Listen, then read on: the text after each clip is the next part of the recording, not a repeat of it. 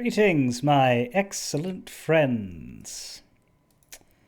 So, once more unto whatever the fuck this is, eh? It would be nice to complete this creature today, but I don't know how many are left. Quambush's guess was 4 more. We've delivered 3. So if it's 4 more, we're not going to get there today because it took a weekend stream to get 3 in. If it's another 3, I've got a chance, but it's a short one. Really depends on whether we get a bunch of chapter 3s or not, because one of the 3 we delivered yesterday, or it's Sunday rather, had a shorter run than the other 2, so we can only go. I haven't seen much instance of love story yet. We could go for that. Like, The Prisoner was the closest, but even then it was kind of cold. But if we go full simp, we'll end up with The Smitten, won't we? Like, that seems obvious to me. Do we want to go full simp and see what happens? Am I even allowed to say that word on Twitch these days? Probably not.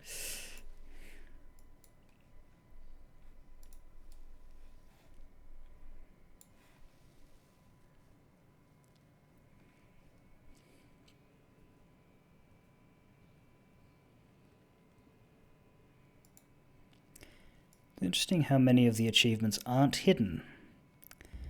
45 are, but there's a whole bunch that aren't. But the way they are written is decently ambiguous.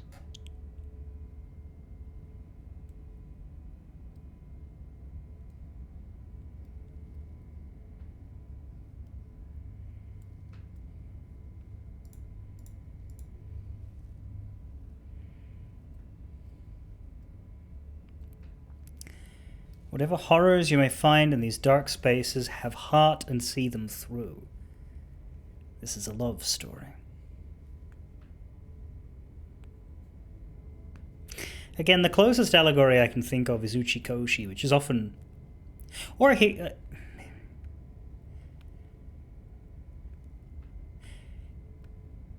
Higurashi is an interesting game if you've ever played it. It's been adapted into multiple forms, but...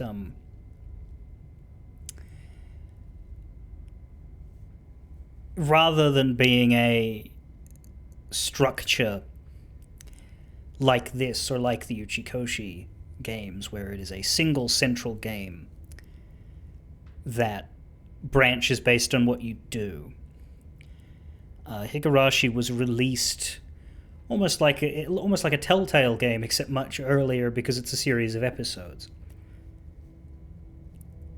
And each episode features the same cast, but different things happen to them.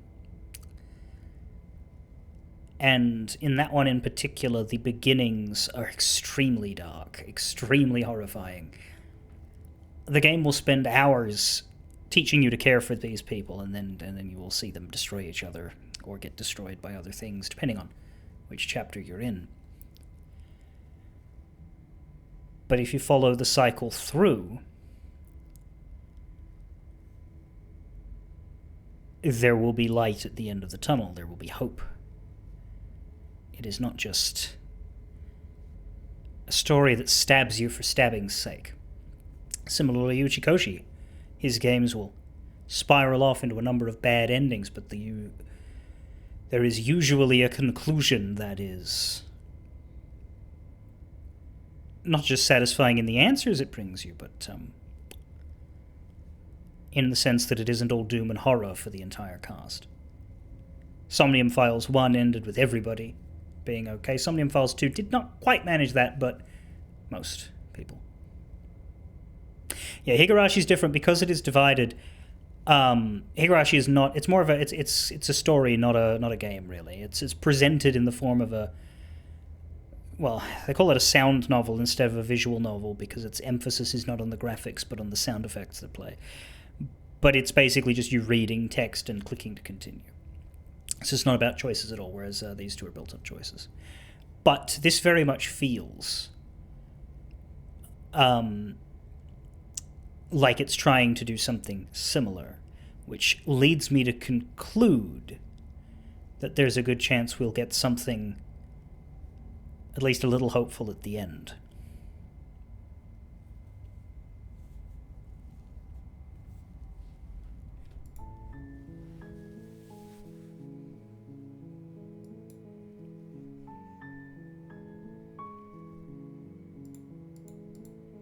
I will run out of save. Well, actually, can we go past 9? Yep. Oh boy, can we ever, but we can't click on them. I don't know how useful this is. I don't know there's a great amount of value in putting a save file in page 90 because of how many times you'd have to click this button to reach the page. Okay, 3 digits. I don't want to know how far that goes. I would probably start overwriting them once I get to page 9. I don't have a great amount of use for them, to be honest. It's not very often that I go back.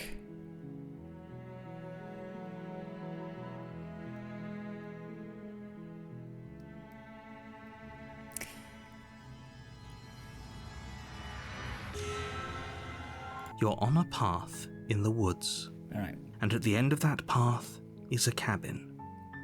And in the basement of that cabin is a princess. Well, I am curious about the smitten, concerned though I am for his mental health. So I guess, yeah, let's just go softest approach possible at all times. Try to save her, you know. You're here to slay her. Well, you're not going to like the person I'm about to be, are you? It makes sense to go through all of these if I'm creating a person who wants to save her, because, like... Does it? While I never am, because it's are you? Forget it. Of course, I mean... I'm talking... She... Look, the more... Look, if I'll go to the cabin and I'll talk to her, and if she's as bad as you say she is, then maybe I'll slay her, but I'm not committing to anything until I've had the chance to meet her face to face. Then I guess we'll just have to see what happens. But a word of warning. If you go in prepared to hear her out, she could easily trap you in her web of lies. And the more you listen to her honeyed words, the harder it'll be to pull yourself out. Then each and every one of us is doomed. So sure, go. Talk to her. See how that turns out for all of us. You make your way up the short path to the cabin. We're not going to go through with this, right? She's a princess. We're supposed to save princesses, not slay them. Ignore him. He doesn't know what he's talking about.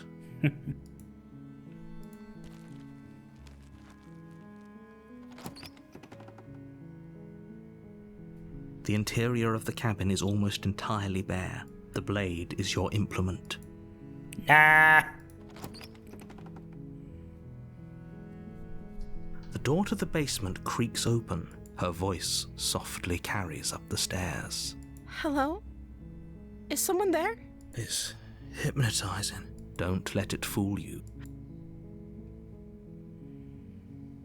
I'm here to save you! Yep, full on. We'll go full on. How many times do I have to tell you how dangerous letting her out of here would be before it finally sinks in?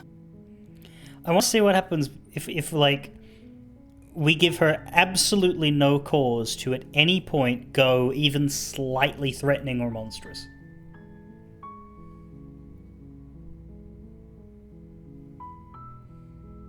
Wait, really? You're here to rescue me? I was starting to think I'd be stuck down here forever. Come downstairs. I want to see the face of my rescuer. You walk down the stairs and lock eyes with the princess. There's a heavy chain around her wrist, binding her to the far wall of the basement. She's beautiful. How could someone like this be a threat to anyone? I am begging you to stay focused. There's a lot Hi. I can't believe you're here. I've been waiting for something like this to happen forever. She doesn't seem bothered by the fact that I am decidedly not human now. I hope you brought something to deal with these chains. There's a knife, but if I bring it down without talking to you first, you get a lot less kind, so I decided not to do that. Don't do it. If she gets out of those chains, we're all one step closer to the end. I'll see what I can do. You're only making this more difficult. Thank you. Thank you. You're making a huge mistake. No, you're doing the right thing. You walk up to the chains binding the princess to the wall and give them a tug. They're large and heavy, far too solid for you to even imagine trying to break them apart. I'm guessing you don't have the key? Maybe it's somewhere upstairs. Doubtful. Whoever locked the princess away down here intended for her to never see the light of day. They wouldn't have just left the key to her chains somewhere in the cabin.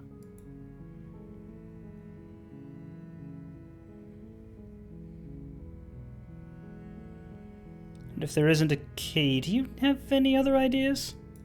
Maybe there's some way to break the chains? Or if that doesn't work, I guess we can always cut me out of them. She offers the suggestion with almost complete nonchalance. If we were stuck down here long enough, I'm sure we'd be nonchalant about cutting our way out if it meant we could finally be free.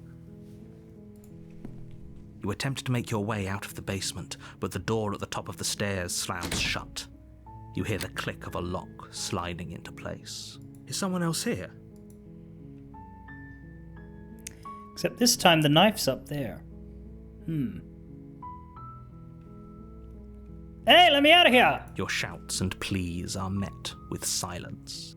I'll repeat myself once again. You're here to slay the princess, and you won't leave until the task is done. Try the door. You try the door, but it's locked from the outside. You make your way to the bottom of the stairs. This would have been so much easier if you'd just taken the blade like you were supposed to.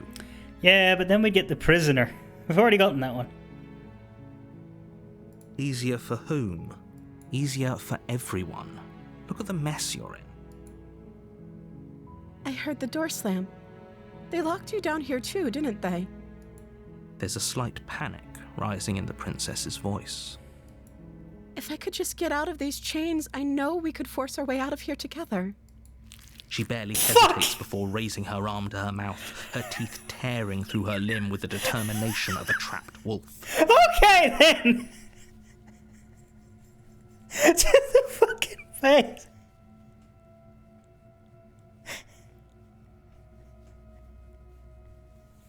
Behold the object of your affection.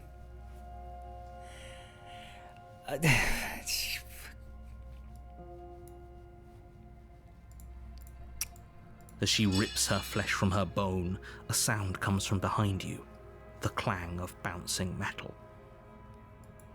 It's the blade from upstairs. You're not sure how it made its way down here, but if there's a time to strike, it's now. That's the thing. Yeah, why does she just wait there if she can do this? Or we could use it to free her. You won't like what happens if you do that. Oh, that's interesting. I'm not allowed to do anything other than save her.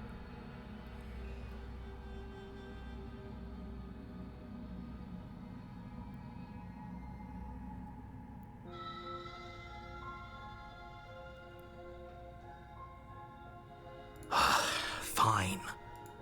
Against your better judgment, you place the blade against the ragged, self-inflicted wound on the princess's arm, just above the unyielding chain binding her to this place. You cut into her flesh. The blade is sharp, and it takes little effort to crack through the bone of her arm. Good blade. Her limb falls to the ground, and the heavy chains follow suit. Most blades, most swords, most daggers are not imbued with the properties of a bone saw, I don't think.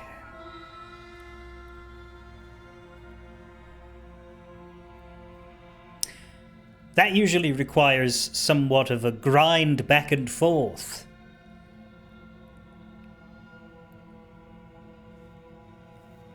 Which jagged edges lend themselves to better than a smooth, sharp edge. Her bones must have been weak from poor nutrition. Are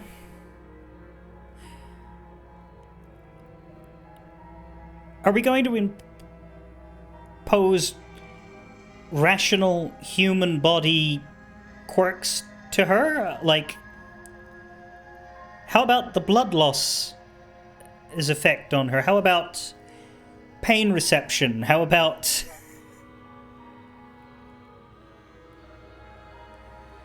We probably should have been able to get away with just cutting... That's true, yeah, like, you can slip... Generally speaking, breaking your thumb, not cutting it off, simply dislocating it and pushing it inwards is enough. It's not fun, and I don't imagine I would be able to do it, but, like, because the chain... Whatever is binding your wrist comes around here, you just need to make the hole... Right, you can't do anything about the hole. You need to make what goes through the hole smaller, and this is the... This part right here is the protruding problem. If you can make that go in...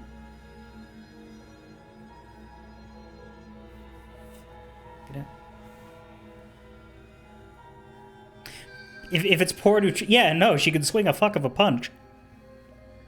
She didn't so much as utter a sound through the whole ordeal. No, she didn't.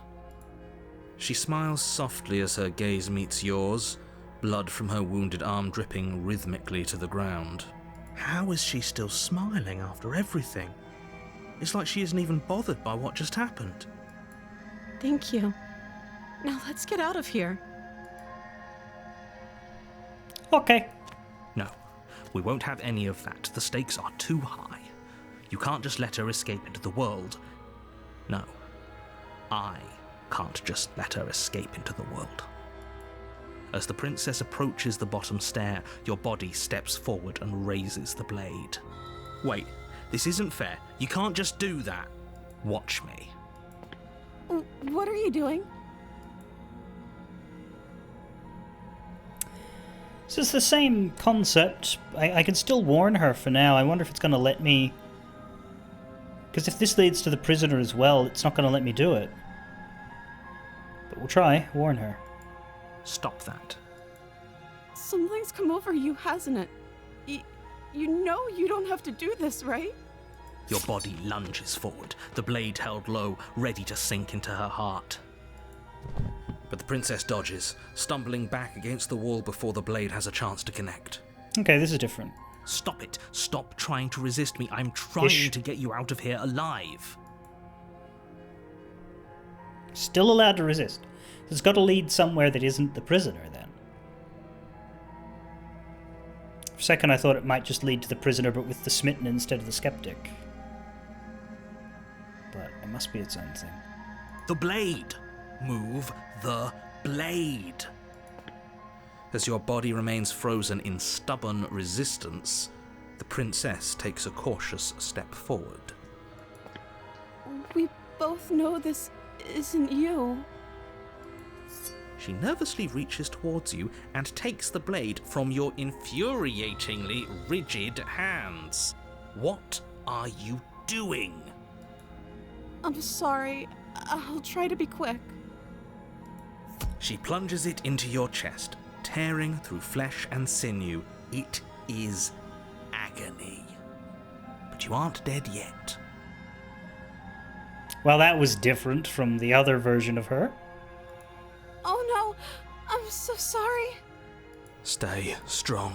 We can tough it out until it's done. For her sake. For her sake? Don't you start pretending that dying a painful death is some sort of heroic gesture. The two of you have literally doomed everyone. The lack of pain lines with the other princess. Whatever. She sinks the blade into your chest again and again and again, and you feel every inch of burning pain that slices its way into your body. I'm sorry. She doesn't know how to use a knife, does she? again, how much of this is perception? How much of this is, how much of the princess is formed based on our own brain? We've created a much weaker, but then she still did the arm thing.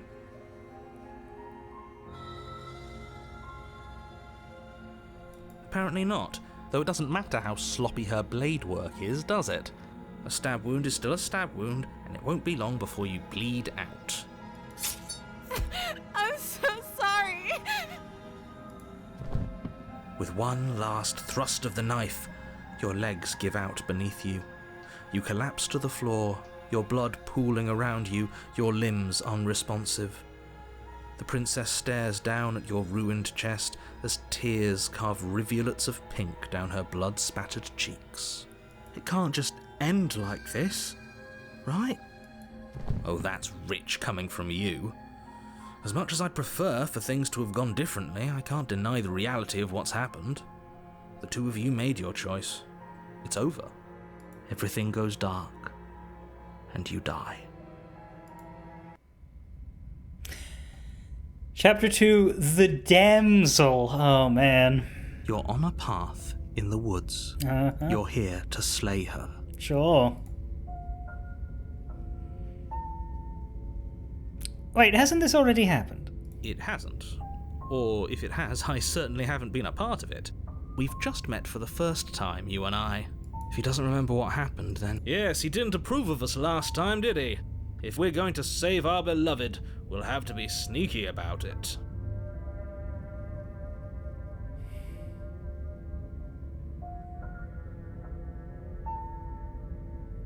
I feel like I feel like I'd buy the love story better if this man wasn't the representative of it. Our beloved? Yes, you'll have to be very sneaky about your intentions if you're going to try and save the princess. Ah, so all of the cards are on the table. Then you should know that we and the princess are in love, and the four of us will be foiling any and all assassination attempts you've got in the works. Oh boy. We'll see about that.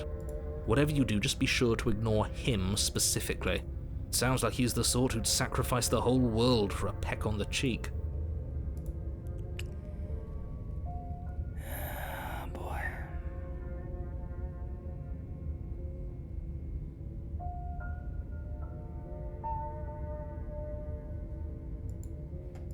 What can I say? A world without love is a world that isn't worth saving.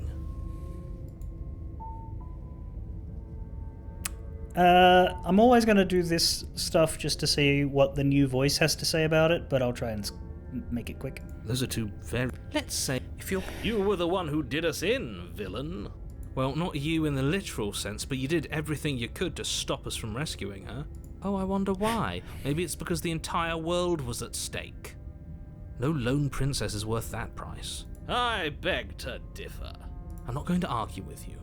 I'm just going to take a deep breath and assume that whoever is making the decisions here has the common sense to ignore your protestations. Anyway, I believe your second question was, what do you mean? Of course there weren't any consequences. You forced the princess to kill us, and now everyone's right back where they started. That sounds pretty consequence-free to me. Yes, but in this purely hypothetical scenario, that begs the question of how you got back here. If it's the latter, do you think the people there lived happily ever after? She would never. She's a perfect angel that you cruelly imprisoned as part of some convoluted, dastardly scheme. Convoluted? I don't know how this premise could be any more simple.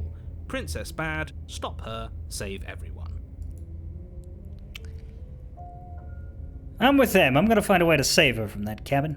That's right, you can't stop all of us. We're going to sweep her off her feet if it's the last thing anyone does. Did they just get the actor when they were doing this voice to just be like, all right, just do your best, Matt Berry? Are these really the sorts of people you'd like to align yourself with? You're not at the cabin yet. You still have plenty of time to reflect on the situation. I just hope for all our sakes that you make the right call. But the thing is, though, everything Matt Berry says is cool, so this is like some kind of bizarro Matt Berry where he has all of the all of the tone and thematic inflections, but none of the respectability. Just be quick about it. The only reason she was even able to kill me last time was because I let her. She could barely hold a knife. How's she supposed to win the world? She just can. Believe me, I wish I could tell you more, but you'll... Maybe it's her beauty that threatens the world. Oh my god, dude. Sure, it's her beauty. Why not? And before you ask, no, we can't just keep her down there. If you don't slay her, she's going to find a way out. It's unfortunate, I know, but it's just the way it is. It's like that, and that's the way it is. People locked her in that basement. Look.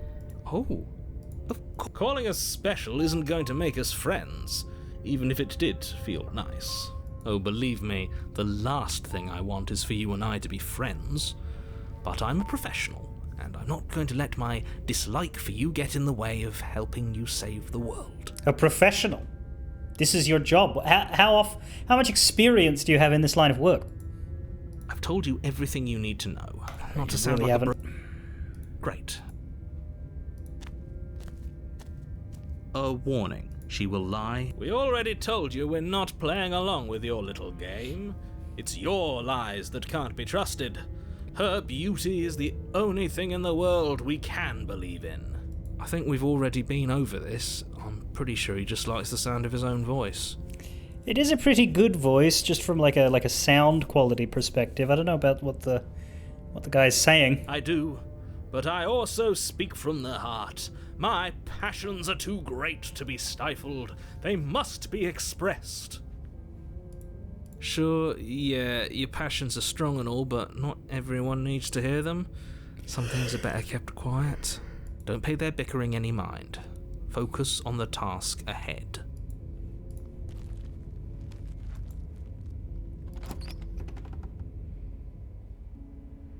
The interior of the cabin is clean and elegant, its stone walls draped in fine threaded tapestries, a prison befitting a royal prisoner.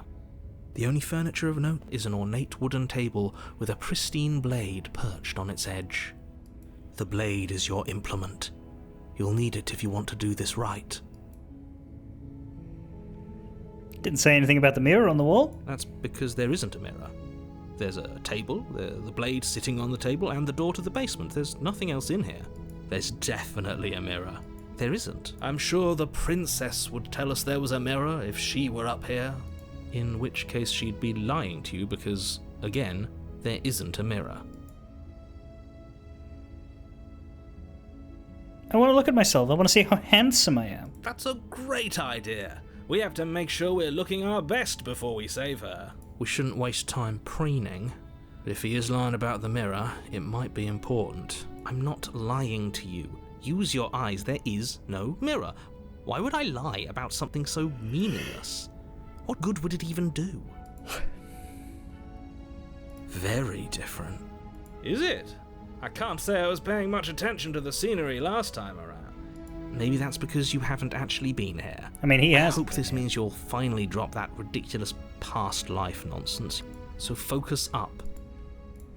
You walk up to the wall next. This really isn't.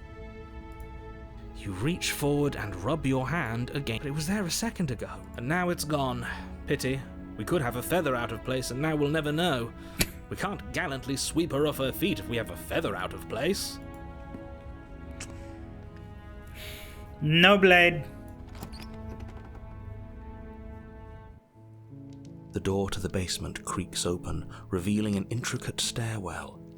Gold-trimmed carpet glimmers in the light of the torches positioned along the walls. The basement almost seems welcoming in the dim firelight. But it's still a stone basement. If the princess lives here, slaying her is probably doing her a favor. Man, that's a stretch. This is the nicest basement anyone has ever based. That's a stretch.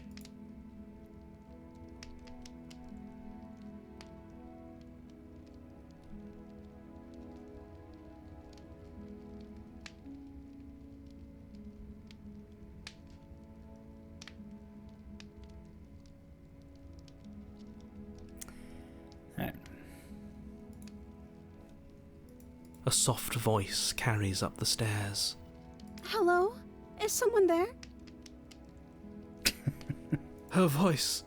It's somehow even more beautiful than last time. I can hear wedding bells already. I've held my tongue till now, but you're taking this a little too far. We barely even know the princess. We can still do right by her without all this over-the-top fawning. Yes, for everyone's sake, you're not in love. Just remember that her charms are all part of the manipulation. You walk down the stairs and lock eyes with the princess. There's a heavy chain around her wrist, binding her to the far wall.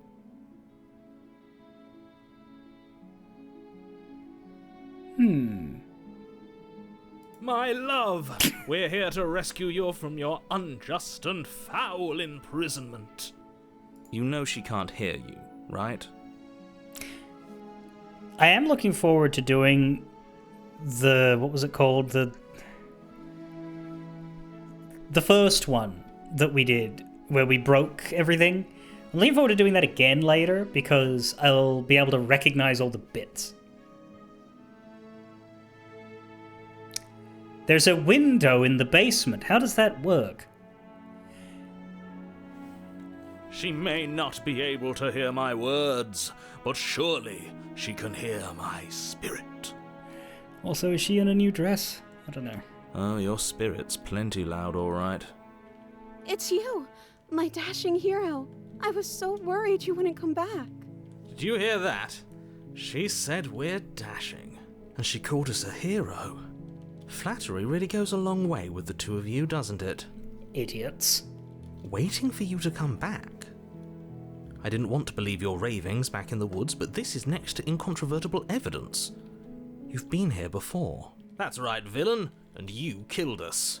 Well, she killed us. Only because he made us try and kill her. It was self-defense. Our beloved's hands remain unstained by cruelty. And you've died before. So an entire world has been damned to oblivion. I'd really hoped I'd be the first, but what's done is done. What matters is you have a chance to do it right this time.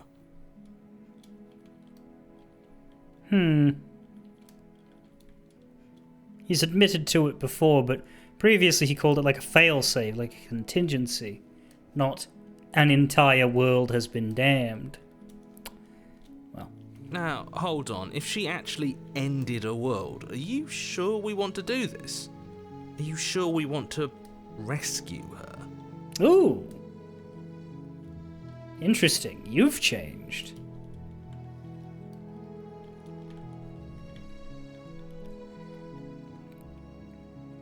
I'm sorry about what happened last time. The narrator who sent me here to kill you took over my body. It was extremely unfair.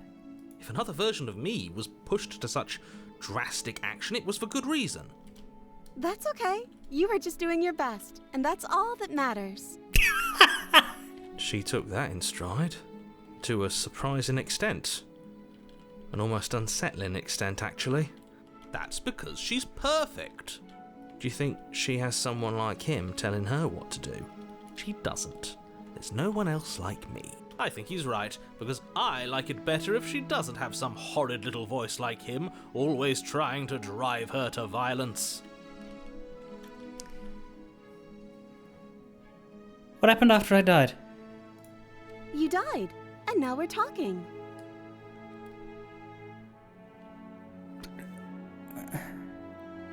But before we started talking, did the world end? Did you end the world?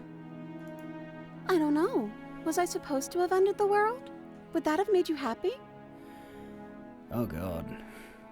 Isn't that just like our darling princess? She wants to make us happy. My heart melts further with every word that passes through her beautiful lips.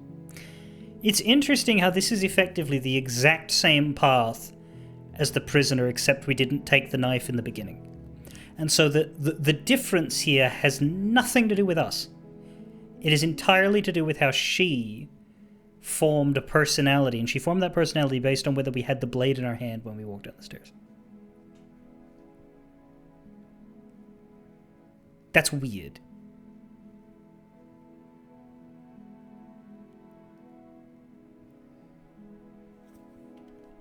you listening to her? That's a confession.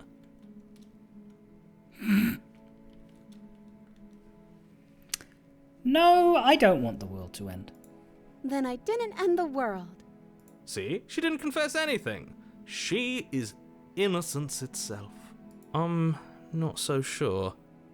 It's based around how she perceives us, but the thing is, she doesn't know when we have the knife or not when she first speaks. She first speaks while we're walking down the stairs when she can't see us yet.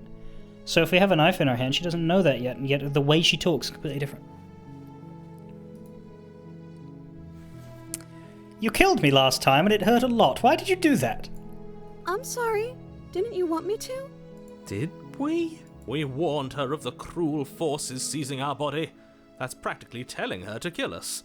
She is our beloved, and she made the choice to free us of our misery, to show us mercy and make the best decision for everyone.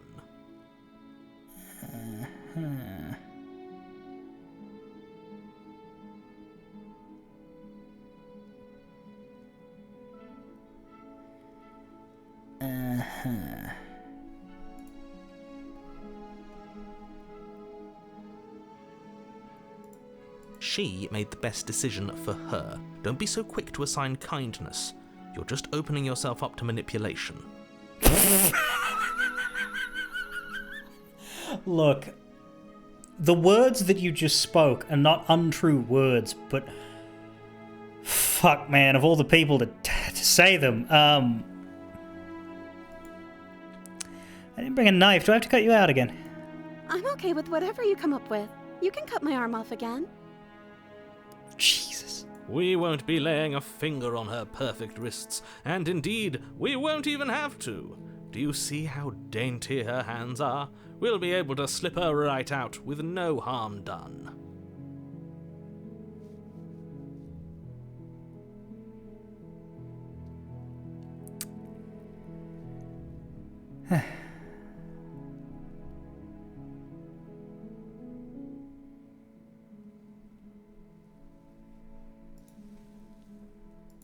What? No, she's a prisoner here. You can't just slip her hand through the chains. Why are you two arguing over the logistics of slipping her hand out of her shackles? She just said she'd be okay with any idea we came up with. Am I the only one here who thinks that's weird? She didn't care last time. Why should she care this time? That's our stoic, smiling angel. No, you're right. It's extremely bizarre behaviour and further evidence that she's a monster who's not to be trusted. So go ahead and slay her. The only option we have is rescue the princess. No. I can't let you do that. If you take another step towards the princess, You'll what? Take over our body and force us to try and kill her? I would if you had a weapon. Not on my watch, villain. My passions contain titanic depths, and if you try anything that might harm our dearest, I will end our life without a second thought.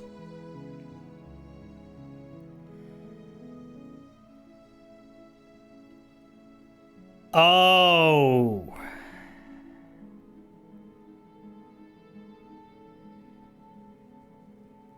Oh, that's how we die in this one. There's...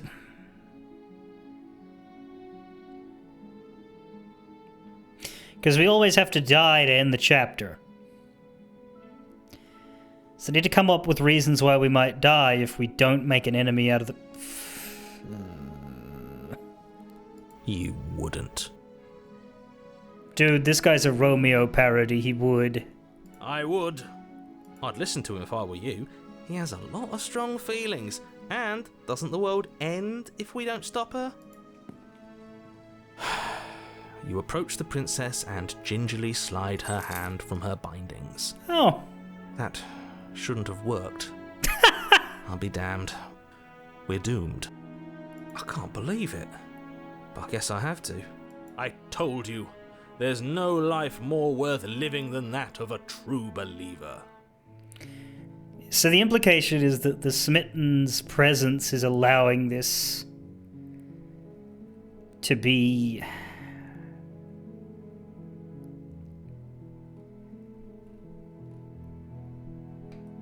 what's the word?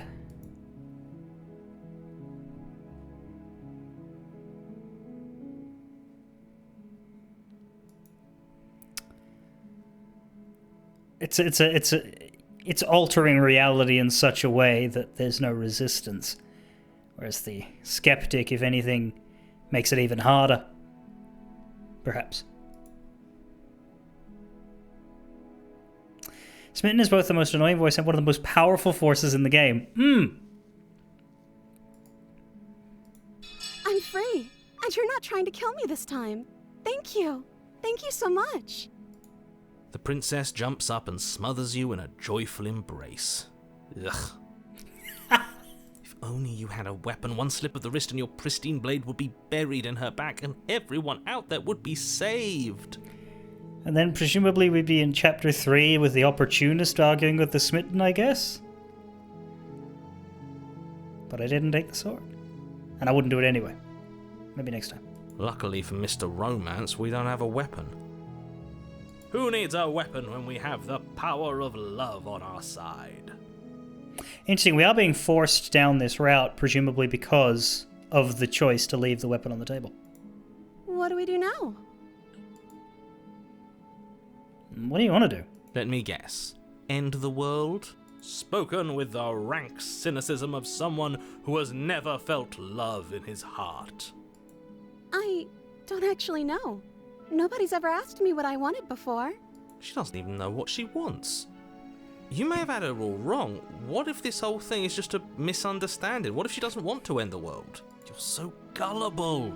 Is the only thing you've ever doubted the actual truth? I think I want to leave. And I think... The princess closes her eyes in deep reflection. And then she shrugs. I don't know.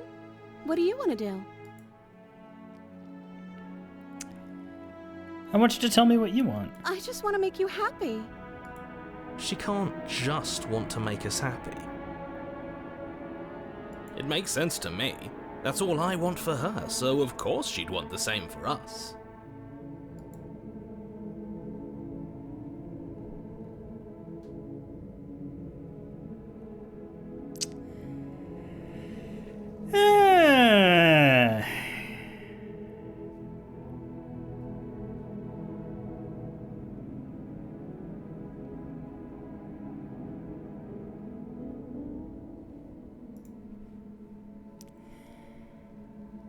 But you need your own thing. You just met me. You can't base your entire happiness around me. Okay, if that's what makes you happy. Fuck is happening to her face? Is she broken? What's going on? What's going on is she's lying to you, only she isn't a good liar. Are you starting to trust me now? But what would make you happy? I just want to make you happy. This isn't right. I don't know what's going on, but this isn't right. Are we destroying the world by questioning her? I fail to see the problem here. She's just sweet on us. You don't have to act like it's a big deal.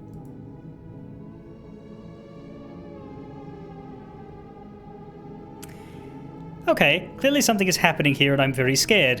What if we just don't do anything? No, what if we just stay here? Nobody gets hurt and we just figure out a way to be happy.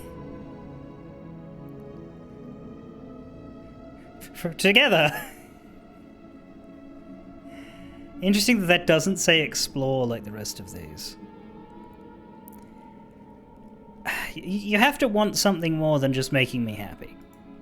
Okay, I'll find something else to want if that makes you happy. Is it just me, or does it feel like we're alone right now? Like we're the only ones here? Well, I just got an achievement. The achievement is called "And They Lived Happily Ever After. It's All She Wanted." Oh, there you are. Well, that was easy.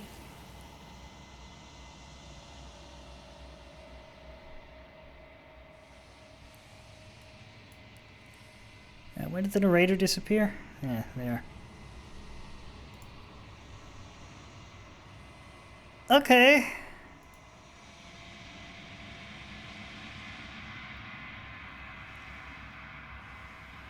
You don't get the chance to ask another question, nor will you ever. It's time for you to leave. memory returns. She was our perfect match. She's gone. Where did she go? Should we try and find her? And is that a mirror? Why is it here? Why now? Of course you're scared. This is the end for you, but it's not the end for me. What is that supposed to mean? Do it then. End us all before I die of a broken heart.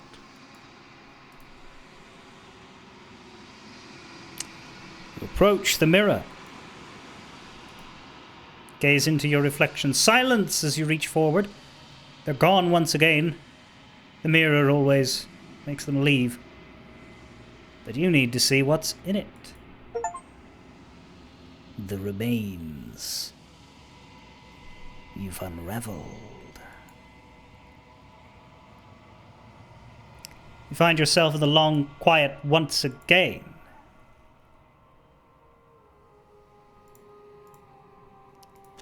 Proceed to the cabin. You are at the cabin. There's a world beyond the endless walls of the long quiet. I am curious to see what it means for us to know it. Do you think there are people out there? It doesn't matter if there are. People are frail and impermanent. You and I are the only things that interest me. Do you think that anything is real out there? Do you think that we're real? We are real. Nothing is an idea that dwells in the absence of something. But nothing cannot exist on its own. And because of that, nothing can't exist. You have thoughts on this vessel. This one is a reflecting pool of desire unfulfilled. She will make for a pliant heart. Damn.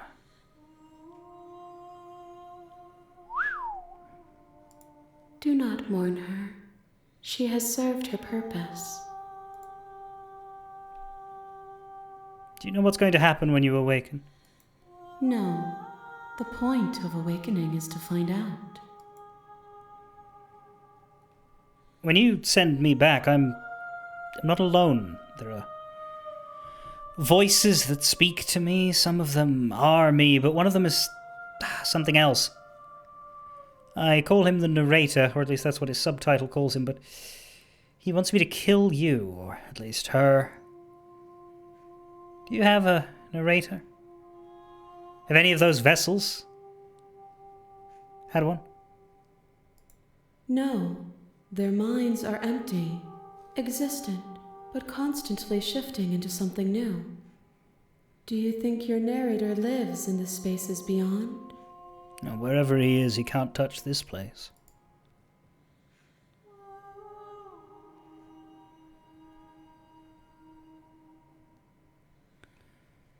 He does, and I don't know what I'm going to do when I find him. There's no need for you to know what you are going to do before you do it. If you find him, remember that I'll be waiting for you on the other side. How many more do you need? 1. Whatever you bring me next will be enough. And then gravity will pull the others back to me. Oh! I will be singular. Oh! A final multitude. Oh!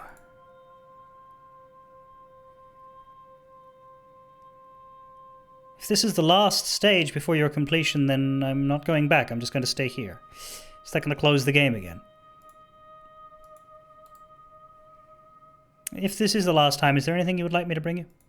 These gifts are a conversation, and each one shows me the contours of your heart. The only thing I want to see is what you choose for me when the thread is fully drawn. It's going to stay here. You've already tried waiting, but I understand if you need more time. I'll wait with you. I will see you when you return. What textures will you weave for yourself to occupy forever? Will you place if you close that box? You'll always come back to the box, because you'll always... Yeah, that's the same thing. It just closes the game.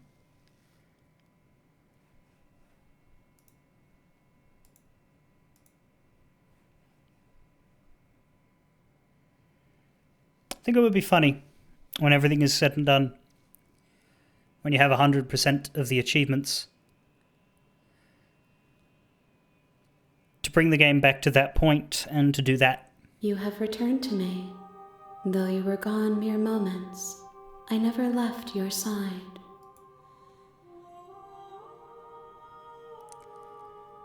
I'm ready. The next time I see you, each of us will finally know what we are. Great. I will be here, waiting for you.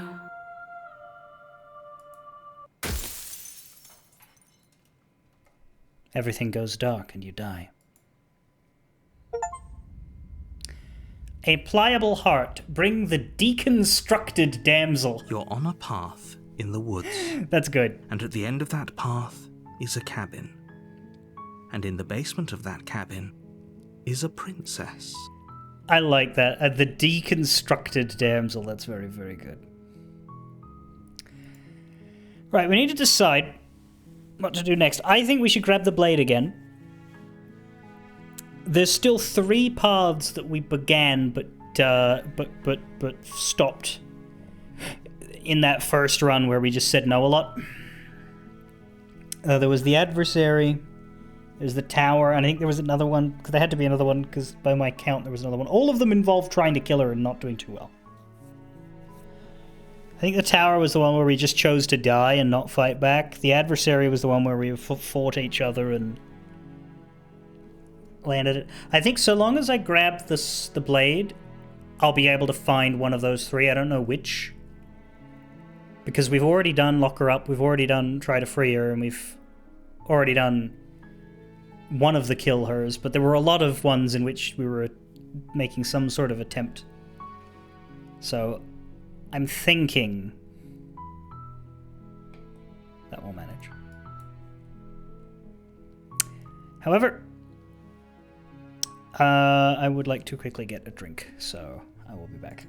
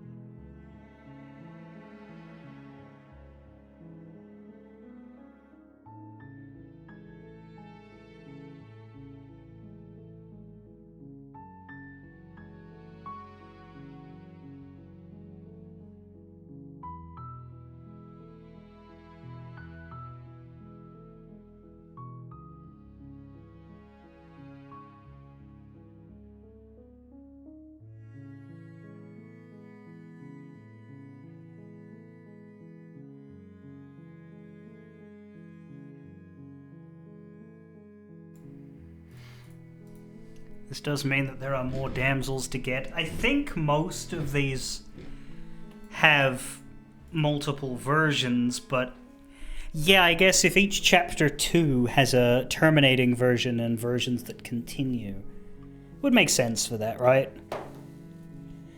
But there must be another damsel? I don't know. We'll find out eventually. Not now, though. We gotta find another princess. You're here to slay her.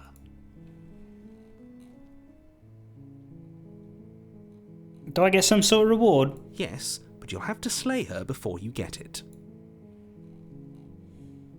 Ah, okay. Well, thanks for telling me what to do. Don't mention it.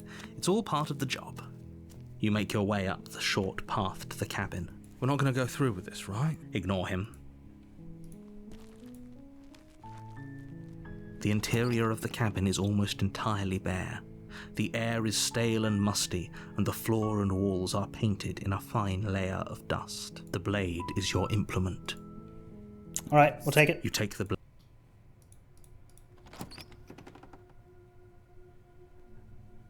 The door to the basement creaks open. Her voice carries up the stairs. Who's there?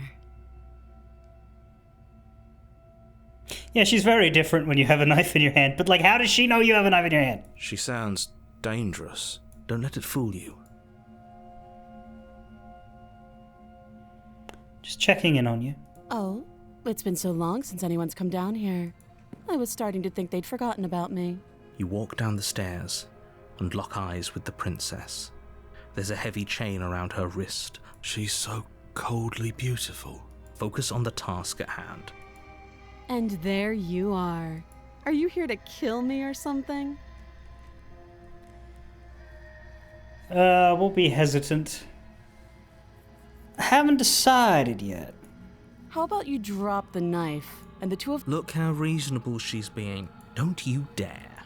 It's fine. We can decide what we want to do after we talk to her. We'll tighten our grip. Let's see what happens if we try to talk to her, Blake, but don't drop the knife. You ignore the trembling in your hands and tighten your grip on the blade. You poor thing. Your hands are shaking. Are you scared of me? Because you should be. You step forward, your grip on the blade tightening as you steal. I'm probably chained up in this basement for a reason, right? And if so, you should just drop it. Best not to risk finding out what I can do. She's unarmed. If you hesitate now, it'll be too late.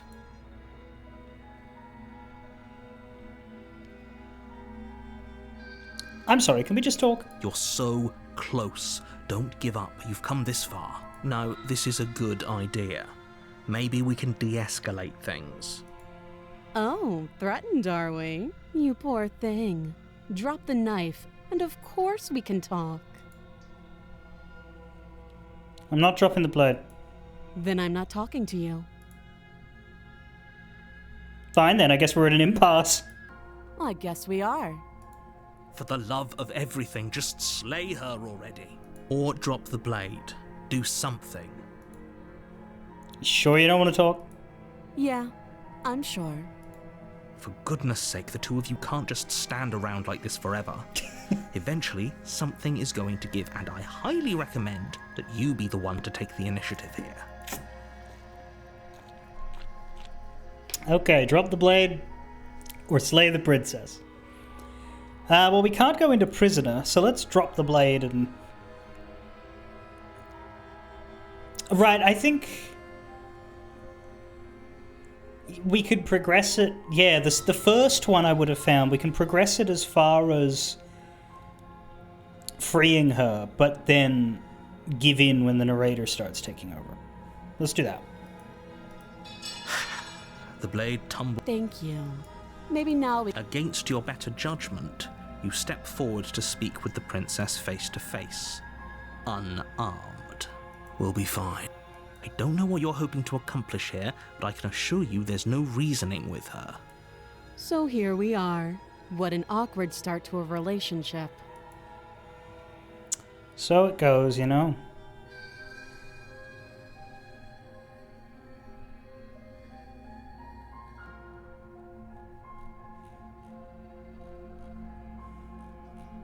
I think we've been through all of these. Oh, have you just... You know why you're here. We can slay her, or we can get her out of here. Let's temporarily get her out of here. Oh, you have to be kidding me. You walk up to the chair. They're large and heavy. I'm guessing you don't have the... Maybe it's doubtful. I'll check upstairs. I'll be here. You attempt... Is someone... The door's shut. Let's go back. You make your way back to the easier for everyone. I heard the door slam. The knife. You won't. Shave her. Against you cut into the blade. Is she didn't so much as... How is she so composed after losing an arm? Thank you. Now let's get out of here. No, we won't as the... Wait, watch. And now, slay. You bring the blade down and plunge it into the princess's back. Finally. Okay. There's no going back now. Though the blade left a deep gash in her shoulder, she barely so much as flinches, turning around to stare at you incredulously. Are you serious? Jesus. I don't know what came over you, but if we're doing this, I guess I'll have to kill you. Do you think I need both of my arms to do that? I can beat you to death with one. But I don't have to tell you that. I'll go ahead and show you. Slay the princess, give up. Right, so I think this is the choice between the broken and the stubborn. Let's go with the broken to get him out of the way. As the blade falls from your trembling hands, the princess rears back, readying a bone-shattering haymaker. You fall to your knees, barely able to process the ringing in your ears before she hits you again. Every blow is as punishing as the first. You feel bones shatter with every impact, unknown ruptures blossoming with blood somewhere inside of you. If we're lucky, the wound you manage to inflict will be enough to at least delay her escape from this place. If we're very lucky, it will kill her before she gets out. Oh, too weak to even try fighting back. How disappointing. She places a confident heel on your chest and pushes you down to the ground. Her knee falls to your throat, your windpipe crushed beneath a weight you didn't think her slight form could possibly possess. It can't just end like this, right? I'm sorry, but it's over. Everything goes dark, and you die. The tower. You're on a path in the woods. You're here to slay her. She's gonna kill me again. Again? People don't die twice. Oh, buddy. You haven't even met the princess, and I hardly think she'd be capable of killing someone as skilled and courageous as yourself. I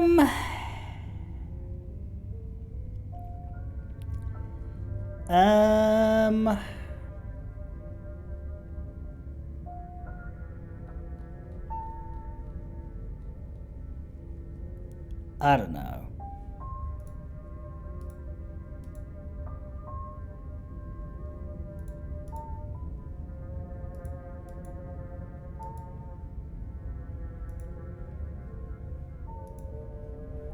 If he doesn't remember what happened, you know I can hear you, right? What does it matter what he knows?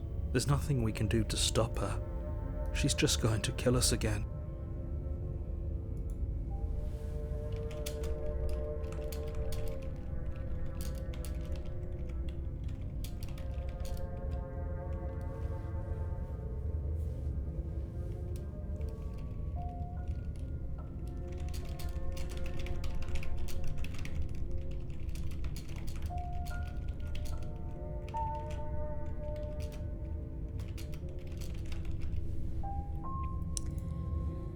You want to see broken and stubborn interact? I'm not sure how the fuck you get both of them onto the same field, to be honest.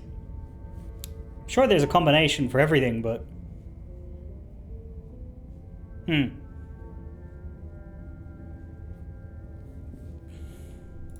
She is not going to kill you unless you let her, but slaying the princess and saving the world is going to be much more difficult than it has to be if you spend the whole time second-guessing yourself. Those are two. Let's say you died. Of course we died. She didn't feel pain. She didn't feel much of anything, did she? And she broke every bone in our body before she decided to let us die.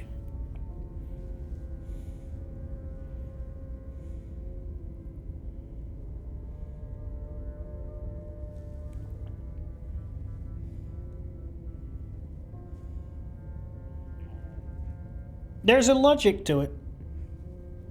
Being like, I don't know that I can actually kill this creature. If enough of that doubt creeps in for you to just drop the knife and be like, nah, can't do it. No. What were we supposed to do to stop her then? What are we supposed to do to stop her now? It's pointless. There's the full U pathway, but there's not much of any specific interaction. I guess the way to get opposite voices would be to, like, take the opposite approach in Chapter 2 than you did in Chapter 1. So,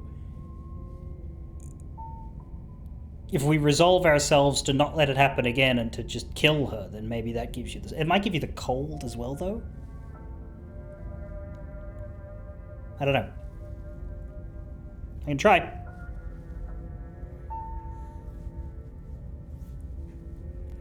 Though I had, mostly in most of my runs for this particular playthrough had been going with committing to the same emotional idea of each playthrough.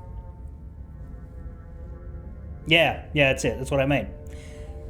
So next time we come to the tower, maybe, or next time when we do the stubborn one, maybe we go backwards. I don't know. That said, next time I'd probably be going for different Chapter 2s, because I know there's more than 5. Don't know how many there are, but if there's 10, then that makes for, 2 full runs, and if there's less than that, if there's more than that, then it'll take even longer. But it makes sense to me for the first visit to every Chapter 2 to be gone with a perspective of sticking to the same effect, and then when we come back, that's when you change. So yeah, no, that's it. So we'll keep being weak. This is the weak run. This is the weak and give up run. Just be scared and weak. She's just a princess. Slaying her shouldn't have been difficult, but and yet, congratulations. You've been given another chance to actually do this right. Uh-huh. And I believe your other question was something along the lines of, oh, what's the point of doing anything? What do you mean? Of course there weren't any consequences. The princess killed us, and now everyone's right back where they started. Yes, but in this purely hypothetical scenario, that begs the question of how you got back here.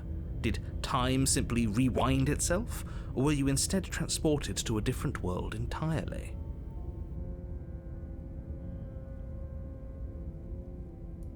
If it's the latter, what do you think happened after you died? Though funnily enough, the final run of the commit run is based on a lack of committing with just giving up. Well, it started with a lack of committing too, didn't it? Because we were like... If anything, yeah, the way we arrived at this was from full indecision. Because we grabbed the knife.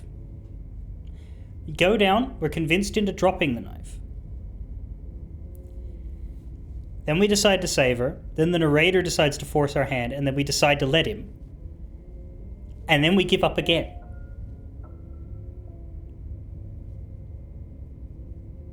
I think the through line that we can glean from the logic of the person that makes those decisions is that this is someone who does what he's told based on the last person to influence him.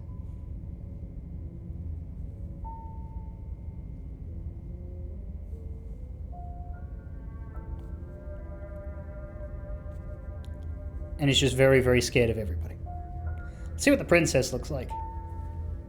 Do you think If she ended the entire world, why should we even bother? We might as well just walk up to that cabin, break her chains, and let her do whatever she wants. It's all the same in the end. Just because she's capable of ending the world doesn't mean you're not capable of slaying her. Both of those things can be true at the same time. So chin up. I believe in you. Just be quick.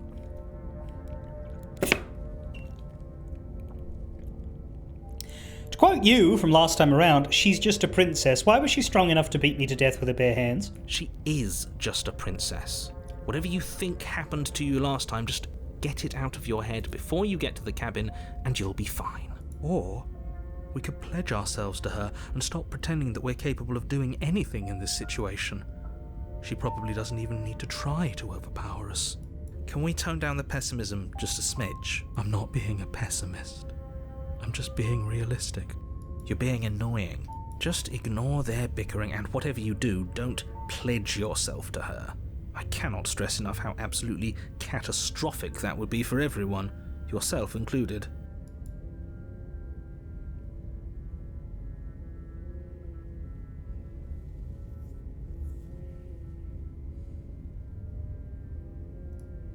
She killed me last time around. I gotta make sure that doesn't happen again. Like I said, if she killed you, it was probably because you didn't listen to me. People. Look. Oh, of course. Who cares if you think we're special? As far as I can tell, the only thing special about us is that we get to experience painfully dying all over again. God. I've told the less you... Great.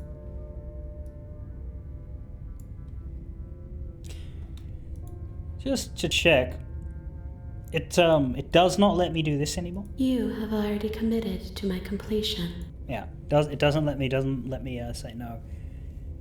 So it's a good idea that I did it when I did it, because it shuts that off if you go too much further in. A warning. She will lie. Lying? Cheating? Why would she even bother? She didn't need to do anything like that last time. She caught us off guard last time. We'll be fine.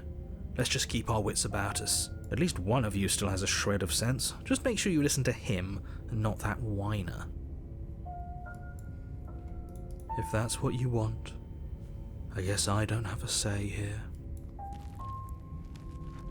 Okay, let's see what the cabin looks like.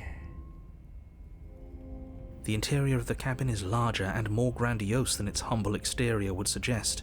The only furniture of note is a massive marble altar with a pristine blade perched on its edge. Well, that'd be annoying to reach. The blade is your implement. You'll need it if you want to do this right. Why do we feel so small? We don't feel small. We are small. The tower. She's gonna be giant. What about the mirror? That's because there isn't a mirror. There's definitely a mirror. There isn't. Who cares if there's a mirror? We're all going to die anyway. And I'm sure that if we looked in there, we'd just see something sad and miserable looking back at us. Oh man. We don't need any reminders of what we are. It would only make things worse. For the last time, you're not going to die unless you let it happen. And luckily for you, there isn't a mirror. So no one needs to worry about confronting a grisly visage any time in the near future.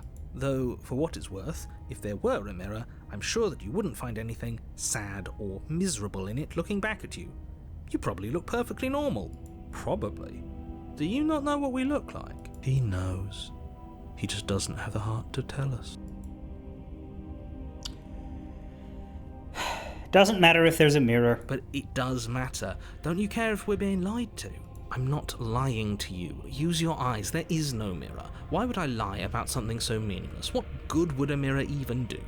But there was a mirror a second ago. We should count ourselves lucky. Some things are better left unseen. Maybe that's... Should I take the blade? If we're committing to the idea of the broken, probably not this time. This is probably one where we change our mind and don't take it the second time. Because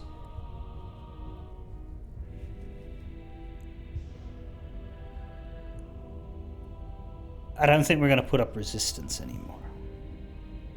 No blade this time. Yeah. Maybe she'll be more receptive if we're unarmed. Blade, no blade. It doesn't matter.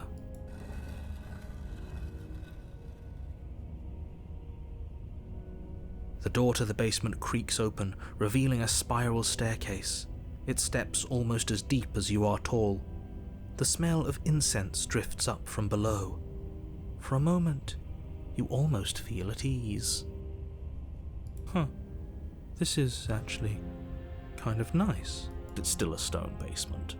If the princess lives here, slaying her is probably doing her a favor. Her booming voice rolls up the stairs. Ha! Is that a guest I hear? Don't linger on the stairs. Come down and witness me. You weren't kidding when you said it was booming. She wasn't like this last time. You shouldn't have come down here unarmed. We need to get down there. She wants us to see her. We need to see her. Should we be worried about your sudden change in attitude? Just a few minutes ago you were going on about how pointless everything was. Now you want to go down there. It doesn't matter what that little voice says. He's not the one making the decisions. Though if his ramblings get you to the princess, they get you to the princess. Continue down the stairs. Making your way down the spiral staircase is a time-consuming and exhausting effort, every step requiring you to clamber over one edge before dropping to the next. But soon the end comes into view, and you tumble to the bottom, entering the vast, temple-like room beyond. The princess towers over you, almost glowing in the weak starlight, her figure framed by a stained glass window. Her long hair billows around her, and a chain binds her wrist to the far wall. The chain is nothing to her. It might as well be a toy for all the good it would do. I told you it was pointless to resist her. The little bird has returned to me. I wonder what he wants. I see your hands are empty. You've already given up, haven't you? You aren't even going to try and kill me. How sweet. And more than a little disappointing. She's disappointed in us? Kneel. Who's Neil?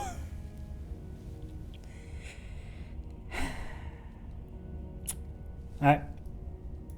On her command, you fall to the floor, knees painfully connecting with hard stone. That's my good little bird. Now, why don't we talk? The last time we met, you tried to kill me. And yet here you are again. This time groveling at my feet. What a wretched sight. What draws you back here beyond the empty halls of death? Speak. The last time we met? I suppose that lends credence to our conversation in the woods. Still, whatever you do, don't tell her why you're here. It's best not to give her any ideas. I don't think I can refuse her, sorry. Are you serious? Just don't say anything. How hard can it be to not say anything? You haven't felt her angelic fingers run along the edges of your mind. You haven't felt her nails dig into your thoughts.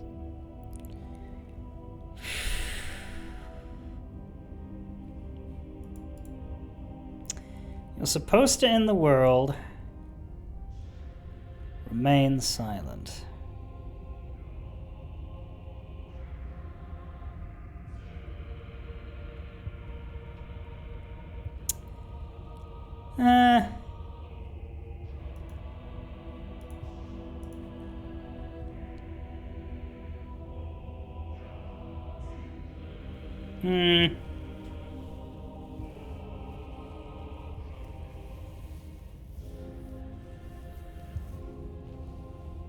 Do we tell her or do we not? Does that matter? Sounds like it matters because it's like sitting there.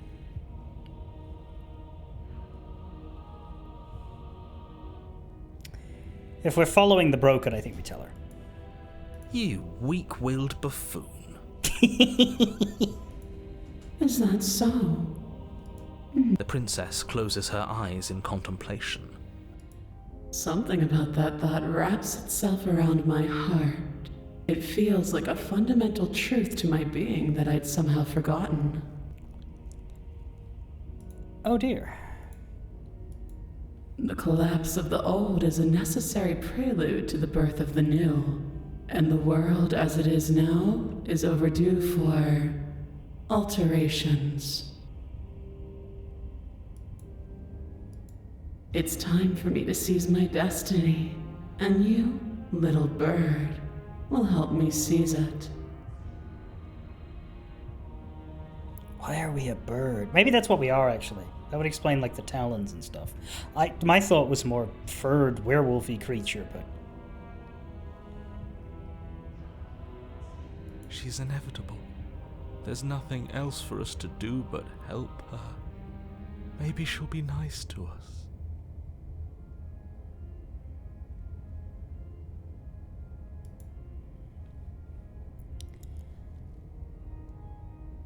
Ooh, we don't seem to have any choice other than pledging ourselves now. This is fun. What would you have me do? What do you have planned? All you have to do is break these chains and set me free. If you're so powerful, why can't you break them yourself? Don't be rude. Of course she can.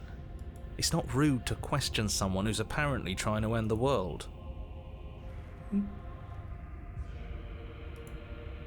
That's exactly why it's rude. We should know our place. I can, easily, but that isn't what I want to do. The story of a terrible and bountiful god unbounded of her own will is no story at all. It's not worthy of everything I am, or everything I'm bound to become. It isn't even worthy of what I was.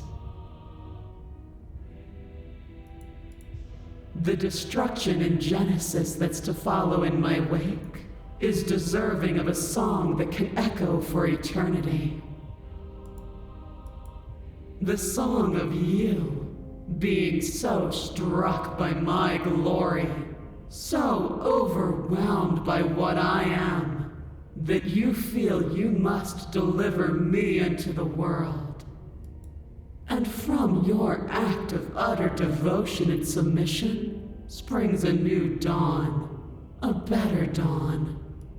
Submit now, submit later. It makes no difference. Because in the end, no matter how vainly you struggle against me, my will triumphs over yours. Just because you're supposed to end the world doesn't mean you actually have to do it. You can be whatever you want to be. This isn't about desire. This is about what I am. And I have little interest in discussing destiny with one that cannot see the divine truth that shines in my heart. I have questions for you before I decide to do anything. Know the limits of your privilege, little bird. There's an empty place at my side for you to fill, if you'll have it. But it is not a place for an equal. It is a place for something worthy to be kept. A priest, perhaps, or a pet.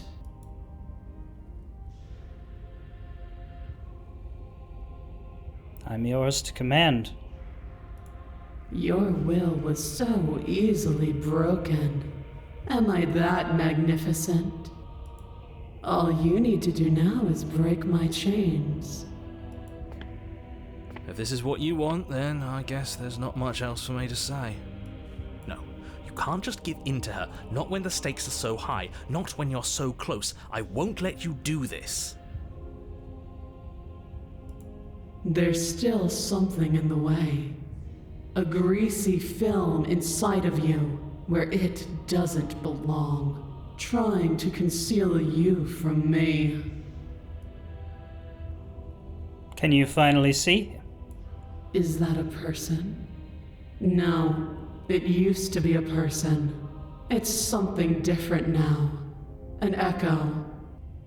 Is she talking about you? That's impossible. She's not supposed to be able to interact with me. You're a small one, aren't you? A shriveling little worm stretched beyond its limits, trying to control things that it can't understand. No. What are you talking about? I'm just... I don't care what you are. You're mine.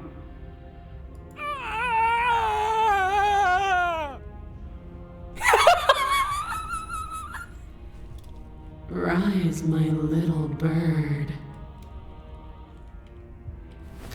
Without hesitation, you're brought to your feet. Whoa! Break my chains. Broke the chain and began to float away. And as the blood rose in her veins, she said, well, then that explains a thing or two. And how are we supposed to do that? We don't even have a weapon. All you need to do is believe it's been done. Funny how that works, eh? If I don't believe, what happens then? You poor, wretched little thing. You already do believe. You've always believed. All you have to do is open the last door to your heart. It's easy. And once you let her in, you'll be safe and free forever. Please, don't do this. I have to. It's over. I'm sorry. There's nothing to be sorry about. This is how it was always going to be. And it is good. Alright, I'm done with this. I'm just gonna go sit in the corner. Let me know if we get our agency back. Her chains shatter, and the cuff falls from her wrist. She is loose, and the end is upon us. What a good disciple you are. Come, it's time for us to leave. I think it might be time for you to leave. What happens now? Nothing. And then, everything. Take her hand.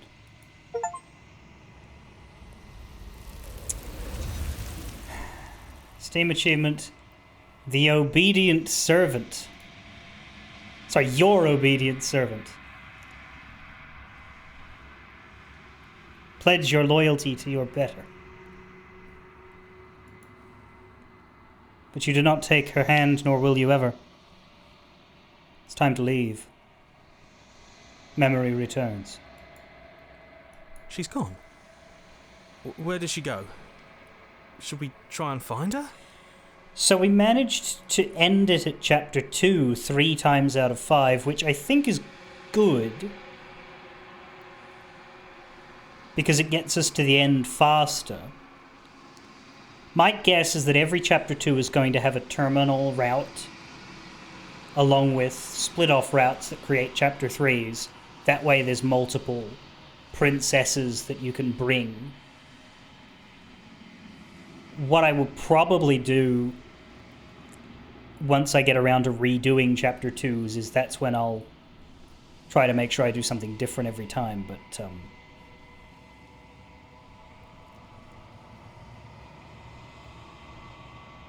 it'll be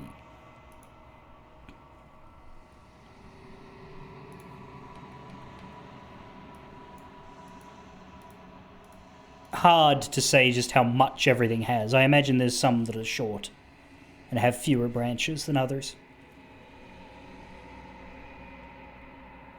I don't know if every single chapter 3 just has one path either. There might be multiple ways to bring...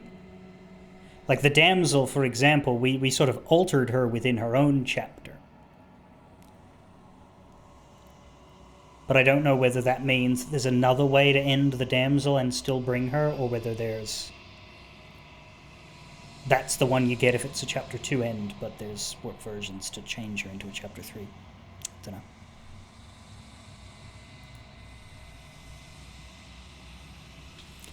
But my desire to reach the ending of the game is helped by the fact that we've done shorter routes, I think. Because in repeat runs, I assume the last part won't be as exciting or revelatory. It will be interesting to see how it changes, but, Ugh. And there's that mirror again. It's going to be okay. Just trust me. We've been here before and you always get scared. But it feels so bad. Like looking into it right now is going to be the end of everything. No. I don't want to look at us. It's not the end. Whatever's on the other side is going to be nice. Okay. If you say so. We'll trust you. A mercy.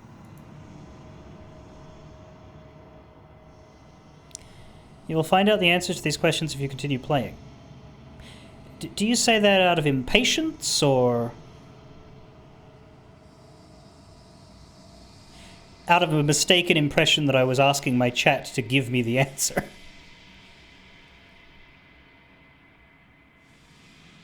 Approach the mirror.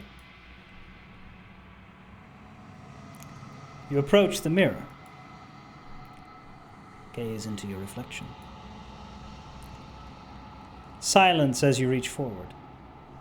You're gone once again. The mirror always makes them leave. But you need to see what's in it.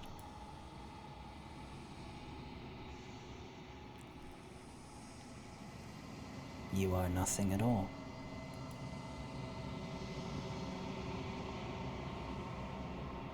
But that isn't right. You can't be nothing. You refocus your gaze, and then you see it. A figure, faint and veiled in shadow, just beyond the reflection. It looks like a raven's head.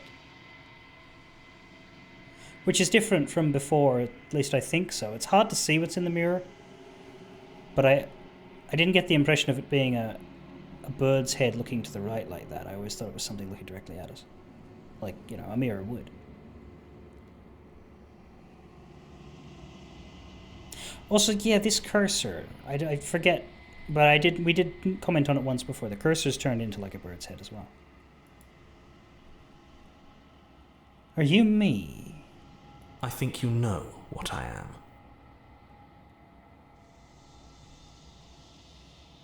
Motherfucker, you're not supposed to be... You're not normally here.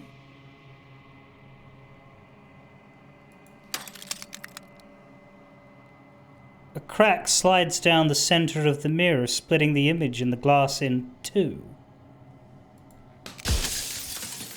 And then another crack forms, and another, turning the mirror into jagged shards of broken glass.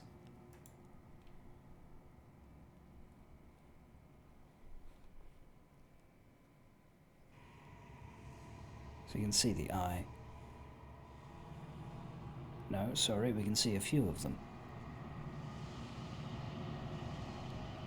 No doubt from the cracks.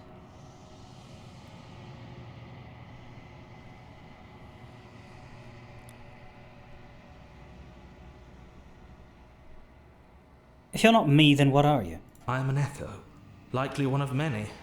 Somebody made you after all, and I'm what's left of him. Not that I'm the only one who can make that claim. I'm sure you've met many others like me. She did call him an echo of something. Somebody made you, and I'm what's left of him.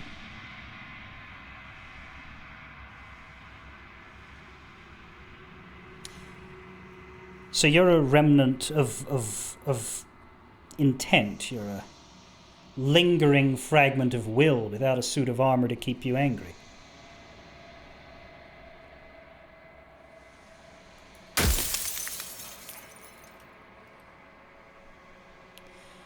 Others like you. You've said something like that before. Has every narrator really been different? Of course. That is by both necessity and design. This construct you're in exists in many places at once. Any time you failed, any time you thought yourself dead, it would restart and shunt both your consciousness and hers into another world. But you'll be awake soon, and then it won't be able to work like that anymore.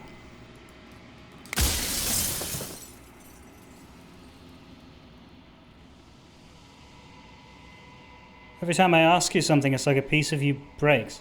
I'm aware, and if I were you, I'd be more precious about your time. There's so many questions.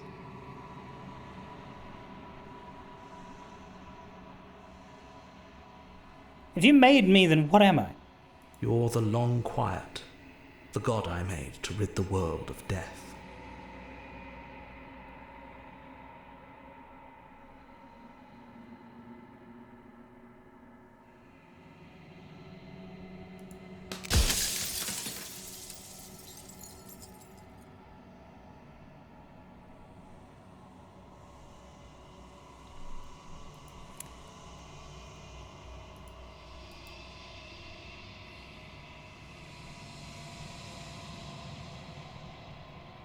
I'm pretty sure death is good, actually. Important, even. Why would you want to rid the world? This is incredible just how many there are and the lingering threat that I'm not going to be able to ask them all. How many times would you have to come here? Perhaps the next time we come here I'll make a save at the beginning. But it might be more fulfilling to try and get more information every time we come here until we run out of worlds to explore. After everything you've done for us, to us, do you think anyone deserves to live? I don't want to be a god, I want to be me. If she is free, she will end the world very slowly. Yes, is that what this is? This wizard, this whatever he is. Sealed death in a can. Made something to destroy her. Some mad gambit for the immortality of life.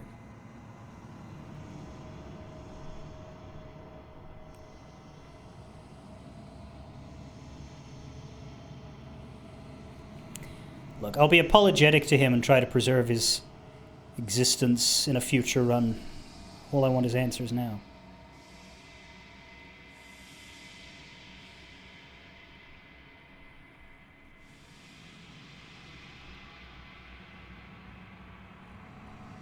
What is she? Did you make her too? She is the shifting mound, the ebb and flow, the capacity to change. She is transformation, or most of it.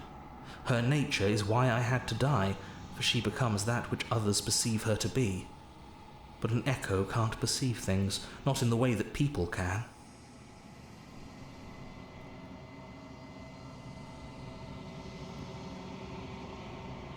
Perhaps you shouldn't have given me a blade.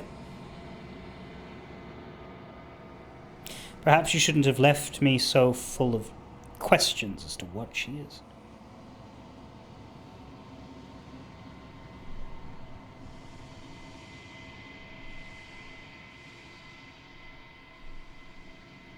If I had just been made to perceive her as dead, perhaps she would be.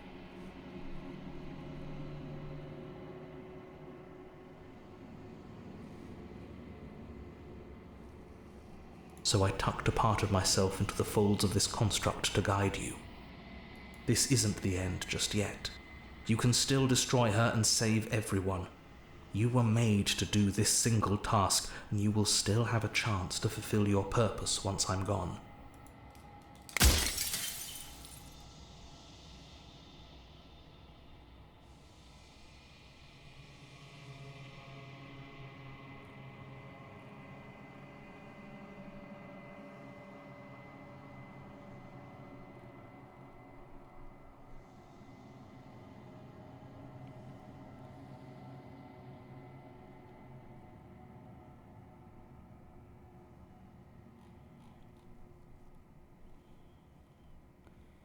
People out there beyond the walls, do they know about this? Do they know what you want me to do? Of course not. The only way this construct could function was if nobody knew what it was doing. But the bones of the universe are old. It's on the cusp of its dying breath, and the people out there are consumed with thoughts of oblivion. When the patterns are wiped from the sand, when the board is reset, who will remember them? All I've done is give them a chance to live outside of the shadow of the end.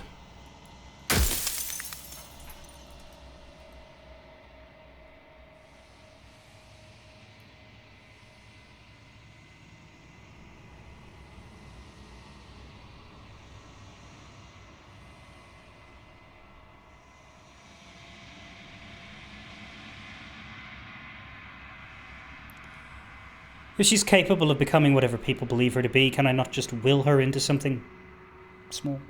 As you are now, you won't be able to will her into anything. You don't work the way a living being does. Not anymore. And as you were before, you couldn't be trusted with the knowledge of what she is.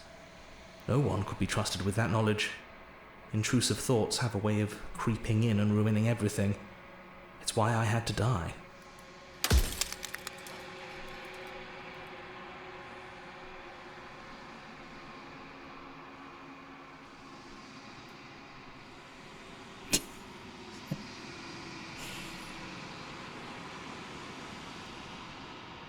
How did you die? I killed myself. It had to be done, really. None of this would have worked if I was still alive. Nobody living could know about her. 3 more.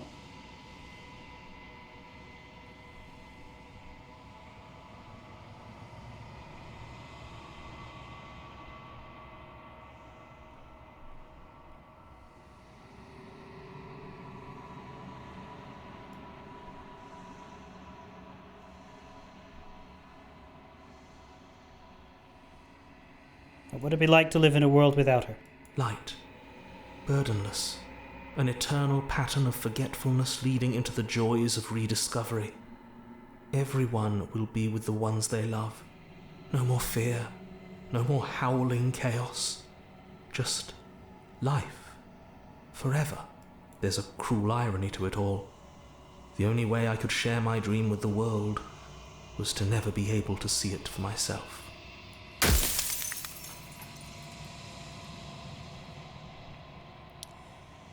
If you made us, then I want you to know that this has been torture. The inevitability of death is torture. I would gladly put 2 infinite beings through what you've been through to spare infinite lives from oblivion. Well, that's all right for you.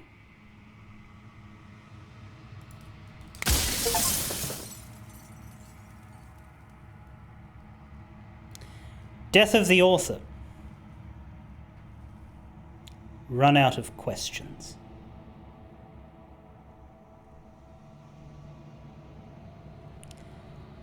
I think you're out of time. I'm not going to slay her, and I want you to know that before you die for good. Rest easy, I'm going to destroy her. Rest easy, I'm going to destroy her lie. I haven't decided what I'm going to do yet. I still have to see what she thinks about all of this. Say nothing and watch him end.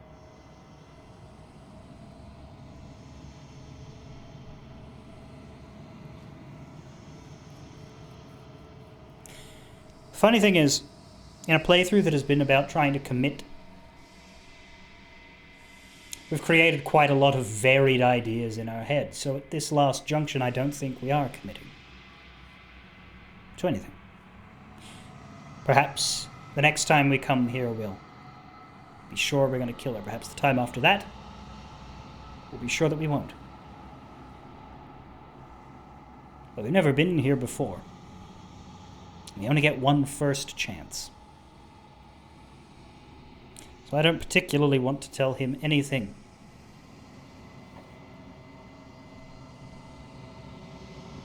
But he's been a snarky fucker to me for 5 lifetimes, so I think you're out of time. So I am. It's like I said, I'm just an echo. And echoes always fade away. You know what you have to do. The narrator's biggest mistake sounds like it was not defining her very clearly. If he answered things correctly and manipulated your perspective of her to not be variable, which would have been much simpler to deal with.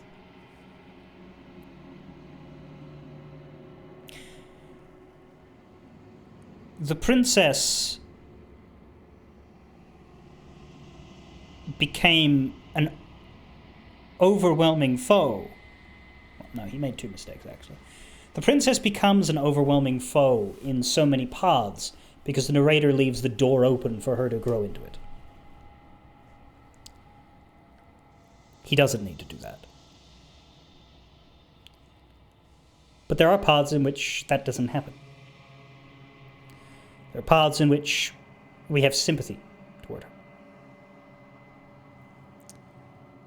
suppose one question we didn't answer in this, I didn't ask in this run is, why a princess? Why not make her something that's easier to kill?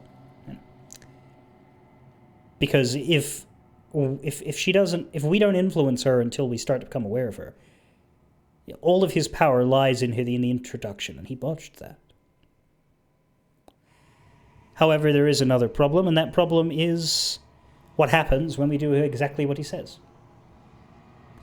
He doesn't have an after.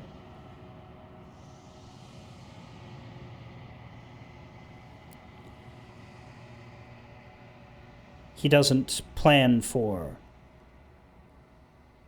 us in the absence of her.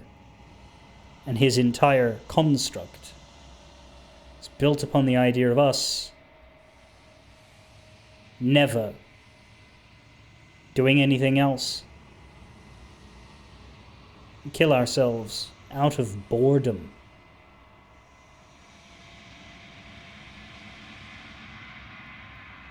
And it all breaks from there.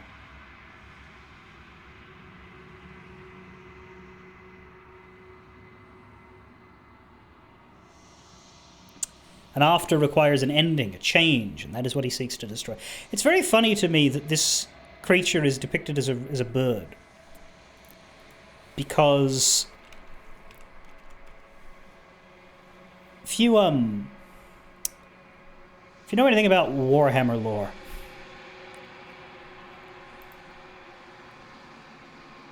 there are the 4 chaos gods who aren't necessarily evil, but they're basically evil in the effects they have on the world.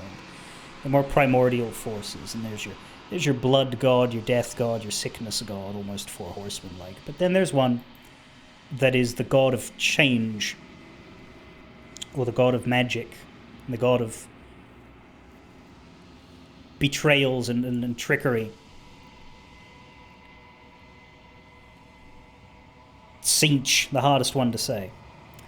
And they don't have forms, but in the one Warhammer thing that I play, which is Total War Warhammer Fantasy, they're the agents, the main agent of that god, Lord of Change, is a big fucking bird. And to be fair, it's not a blackbird like that. But the idea of a big scary bird is something that I would describe to be an agent of change, not an agent against it. So I think that's kind of funny.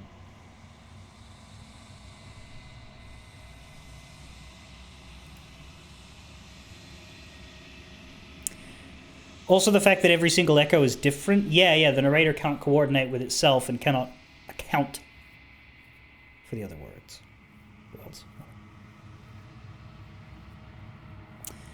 He also told you that, he decided what was best for the world.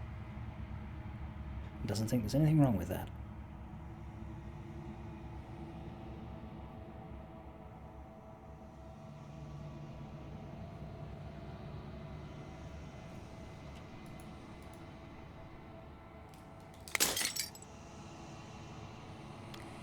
As the final fragment of glass shatters, you see yourself with newfound clarity. The narrator was right. You are the Long Quiet, a vast and nascent god. And it is finally time for you to wake up. All of this is you. Look out, 'cause here you come. There is an excellent bit of information I can give you here.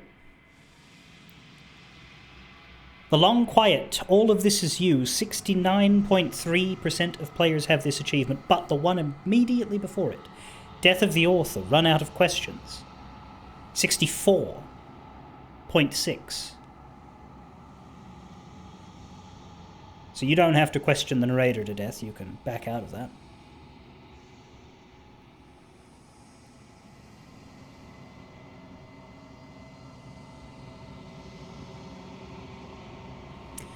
When the princess was already dead because you believed it, he put the thought in your mind that she was still around somehow. Yes. We arrived to a dead princess, and then a ghost appeared. And you can argue that the narrator believing that this was the original world and expecting to find a living princess is the only reason that that ghost was able to form.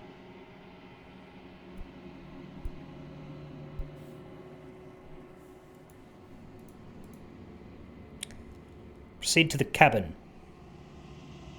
One last time. Oh, an overwhelming heart. Bring the tower to her. I forgot about that. When you arrive at the heart of things, though, there is no final vessel for you to bear witness to. There is nothing for you to find.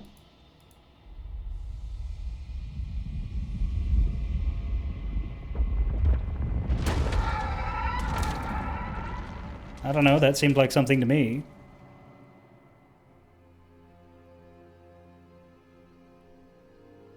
I can finally see you, and you can finally see me.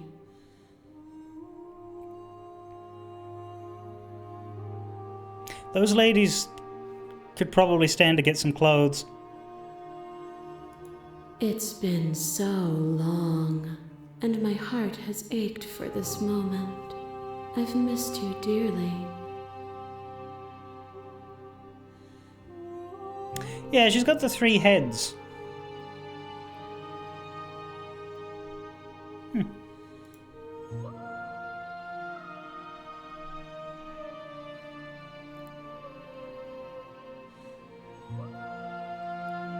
Interesting, isn't it?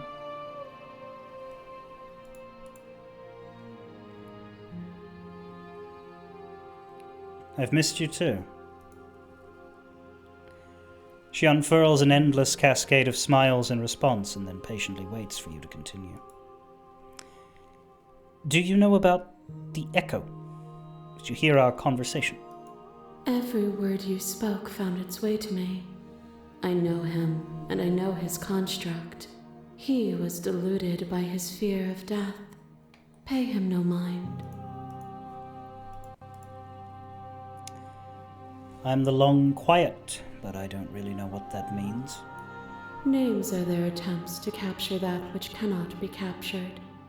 They call me the shifting mound, a pale imitation of what I actually am. What happens now? Ever the passive player, always reacting and never acting. But it's woven into your nature, isn't it?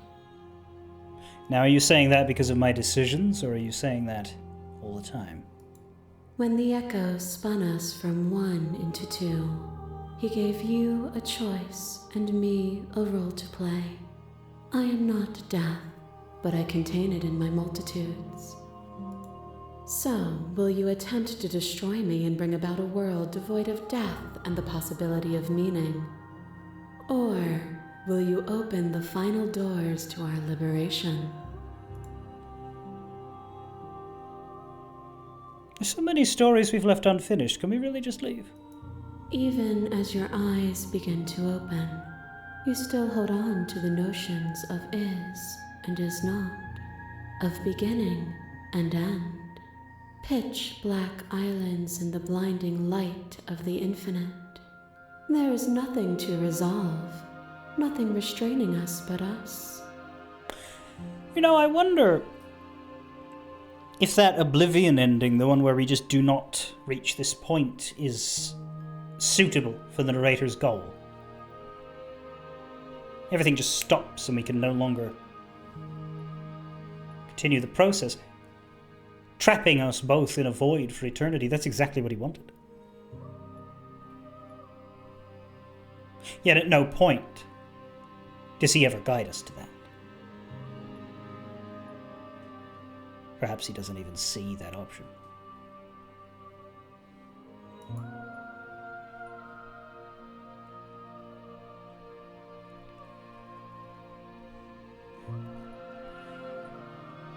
Don't you have a say in all this? Why is this all falling on me?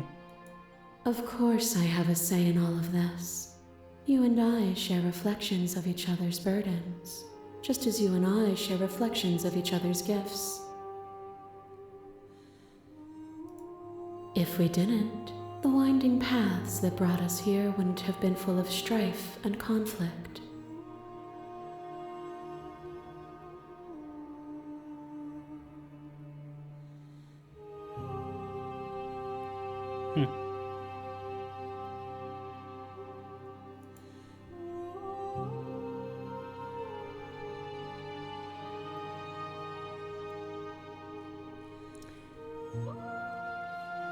Let's talk this through. I still have so many questions, and I need answers before I can make a choice, surely.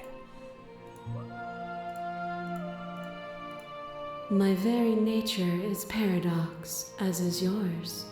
You cannot use words to grasp at things that are beyond their reach, and you cannot rationalize that which defies logic.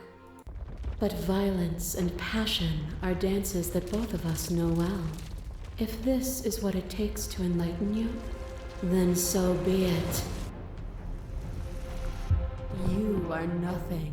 A black hole of self-loathing fed by the matter of your restless thoughts. A dog blind to its leash. But there is no light without the dark. When I proclaimed my godhood and offered you a place at my side, you gladly became the instrument of my new creation. Huh. Only with both of us is there a future to look towards. It is hope that carves meaning into being.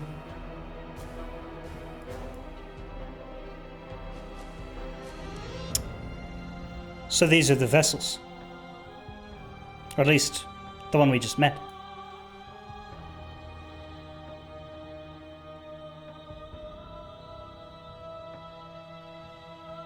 Address this vessel statement directly.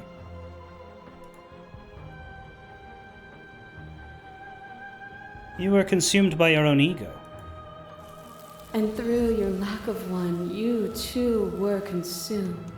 Yet together, we were able to create something beautiful.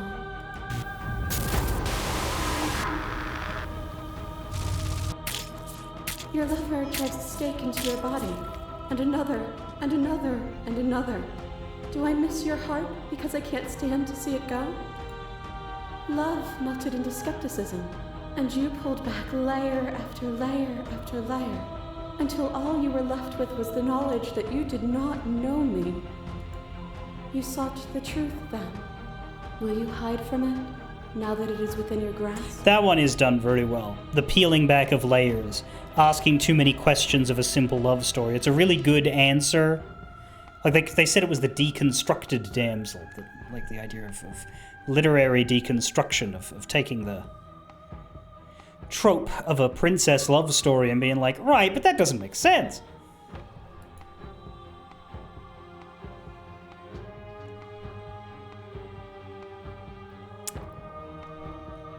Oh, that's an interesting line. It's colored like her dialogue. My thoughts alone were enough to reduce you into nothing.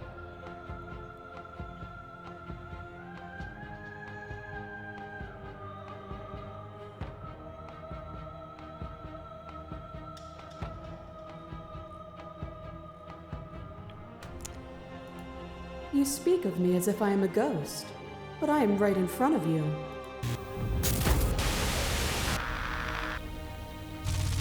There are few things more terrifying than one's own heart, and there is almost nothing more terrifying than sharing it with another.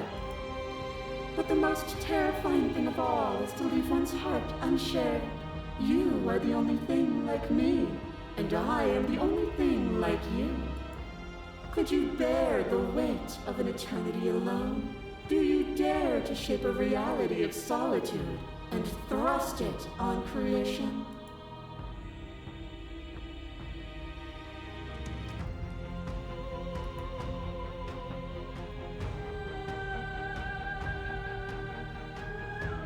I wish I could share my heart with you.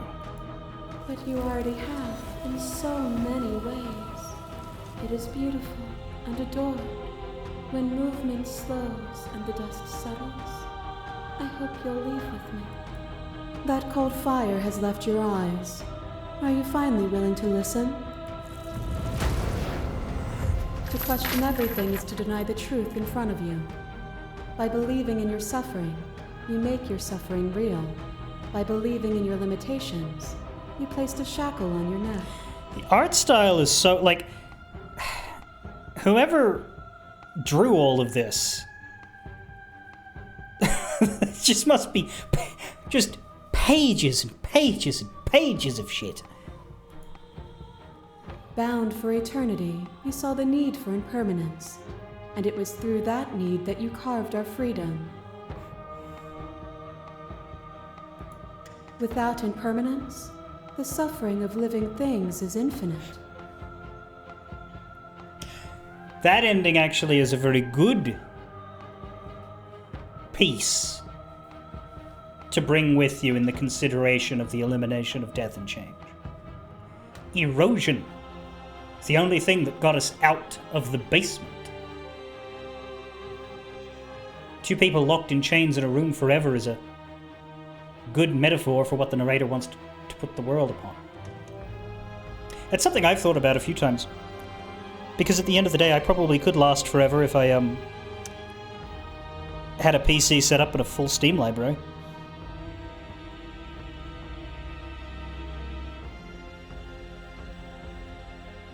But not otherwise.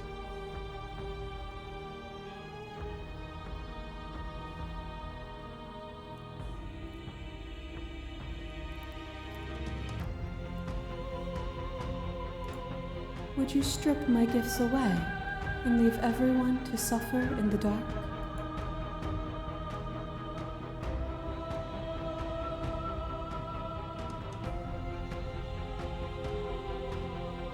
I still want to see the next vessel, though. That would be torture. It would. Our purpose is to be and to experience, and their purpose is the same. To be permanent is to cease. To be paused is to be trapped.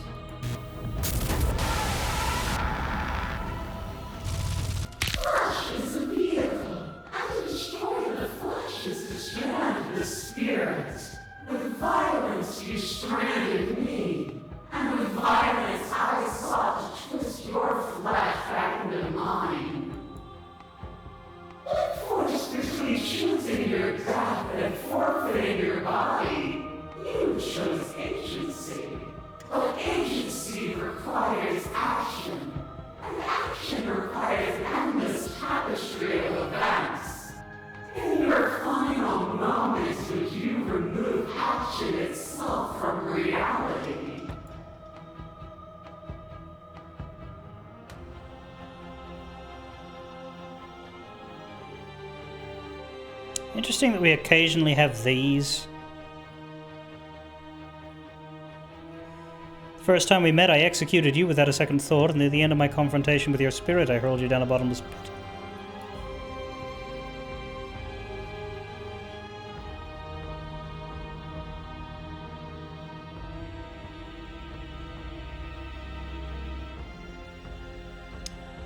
You didn't give me much choice. And yet still you chose. To be capable of change is to be capable of choice. As the clash between you abates, you begin to shake, your will rapidly dissolving. Nothing is immutable. Everything that is exists only in relation to everything it isn't.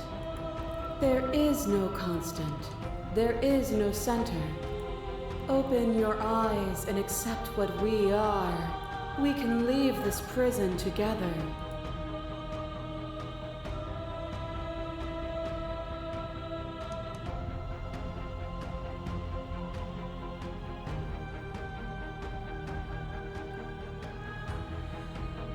It's easy to believe in the things you believe in when you get to sit above it all. What do you think happens if we leave here? This universe dies, and a new one is born. And that one dies, and a new one is born. And you and I get to witness it all, weaving a tapestry of life wherever we go. I never wanted to fight you. But how do we leave?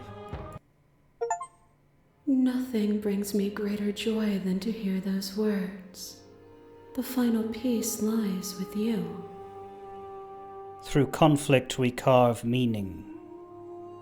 31.9% of players have that. Well, Blue Moon, quite a lot is going on here. Free yourself.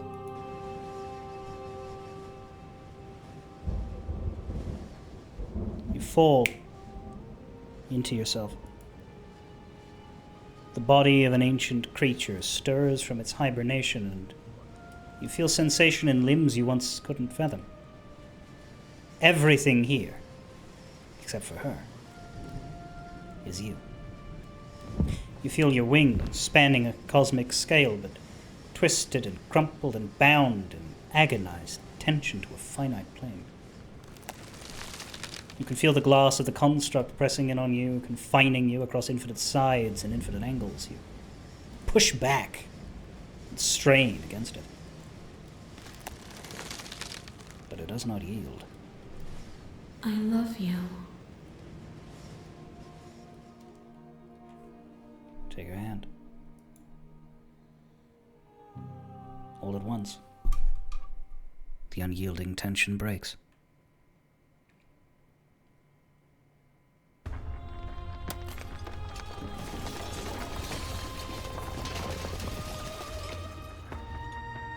You are free. And she is with you. It's magnificent. There are no words, no thoughts to describe absolute reality, something that simply is. What happens now? Everything. Just like it always has been.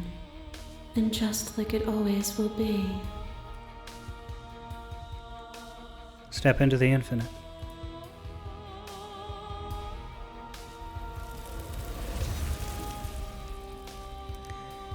You and she step forward into 1,000 dawns and 1,000 sunsets, each of which contains 1,000 more. You exist, and you are aware, just as you have always been, and just as you will always be. Though conflict is in your nature, the two of you will never be alone. The two of you will never know fear. You and she. You're finally home. There are no endings, only new beginnings. 46% of people have that one. More than through conflict.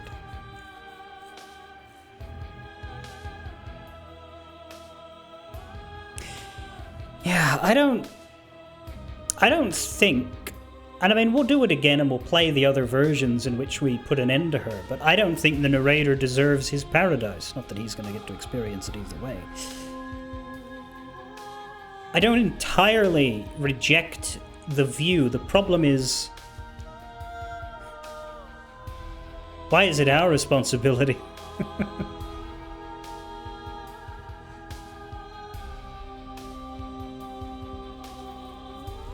Part of how it's written implies that her and I are two halves of the same whole, but also the narrator reckons he made us as her opposite, perhaps. In my head, he's some kind of conjurer, sorcerer, or whatever. He bottled death and extracted us from it.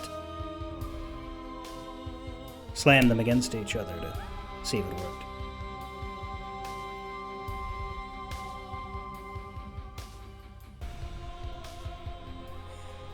Like,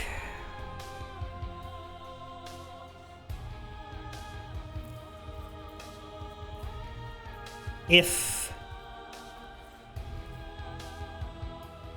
plenty of shows have done that idea before of like, what happens if we remove death? And almost all of them end on the answer that that would be unknowably horrible. You know, like the world is built on entropy.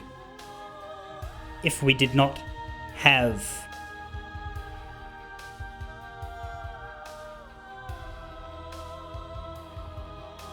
entropy. Not death, change. Death was included in change, but was not the only thing in there. So that's even worse. Yeah. But we can choose to side with him, which is interesting because, like, you'd think they'd go for two paths that make an equal amount of sense. I don't know that they do. I don't know why you would do anything. I don't know why you would do anything other than what I just did.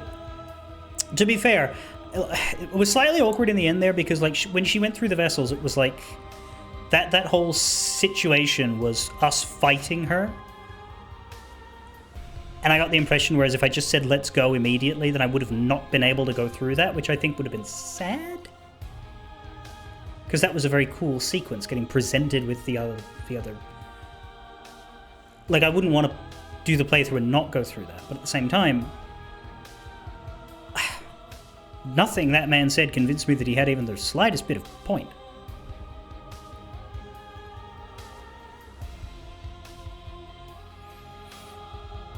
If you don't, like, I mean, you're already here, but to give you the context that you've probably already half gathered already, the narrator voice was some kind of person, some kind of human, maybe. Well, I think he was a bird, but like some kind of mortal entity out in the world who came up with a plan to destroy the personification of change by trapping her in a whatever this was. He called it a construct, and he said that he created us, but again, I'm not sure how true that is. Put us in there with her as the thing that can destroy her. But because what she is affected by how people perceive her, he died. He killed himself to remove his own influence from the machine and leave an echo of himself inside this thing he made to guide us. Because the echo can't affect the world. It can only talk to us. And it didn't work at all. A man who feared death so much he decided to force his will upon existence. Right, but as part of his plan to destroy it, he died.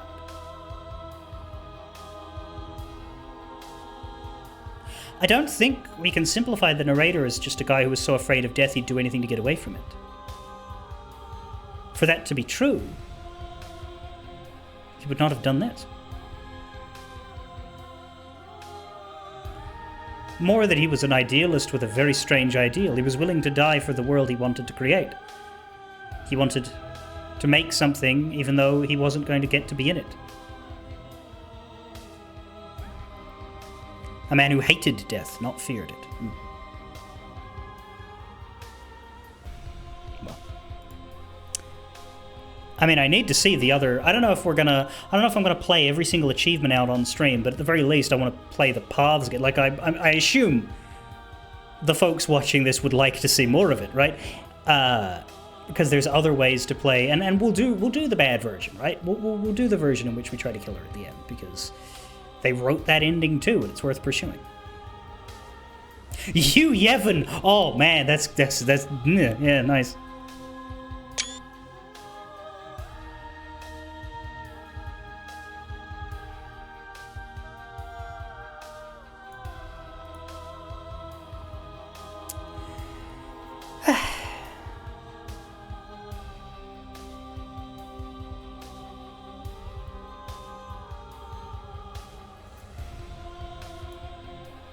How do I get out of here? And now that you've finished the full story for the first time, you've also unlocked the gallery. Oh, here we go. You can access it from the menus under the Memories tab, and it's full of clues that will help you find... That's good. Clues that will help you find undiscovered vessels and interactions. Happy hunting. Very... Alright, and we need to look at this. Memories. Oh, there's a reset button. That's good. I'm glad that's there. That's for if you haven't played it in a few years and you want to... games that work like this, that operate as a, okay, so a normal single-player game has new game, load game, continue, right? Just like this one does. But each of those creates a tiny little box that all of the game's experience is contained within that box. So it's very easy to begin again. You just start. Other games, though, your entire copy of the game is your save file. Something like Hitman, you can't relock your challenges. At least not by any virtue of something the game allows you to do. There is a way, but it involves a alternate server thing. Or you can delete everything, but you can't like start again while also having your history, which I don't. I still hate that.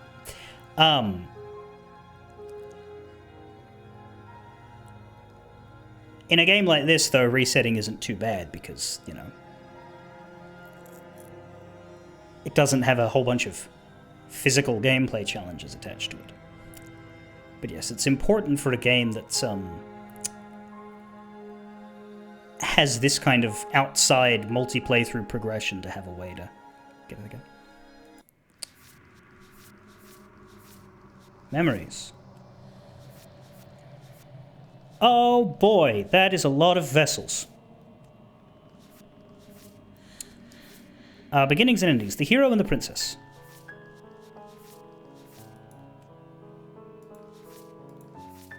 Right, so it is just a gallery of images. You're on a path in the woods. And at the end of that path is a cabin. And in the basement of that cabin is a princess.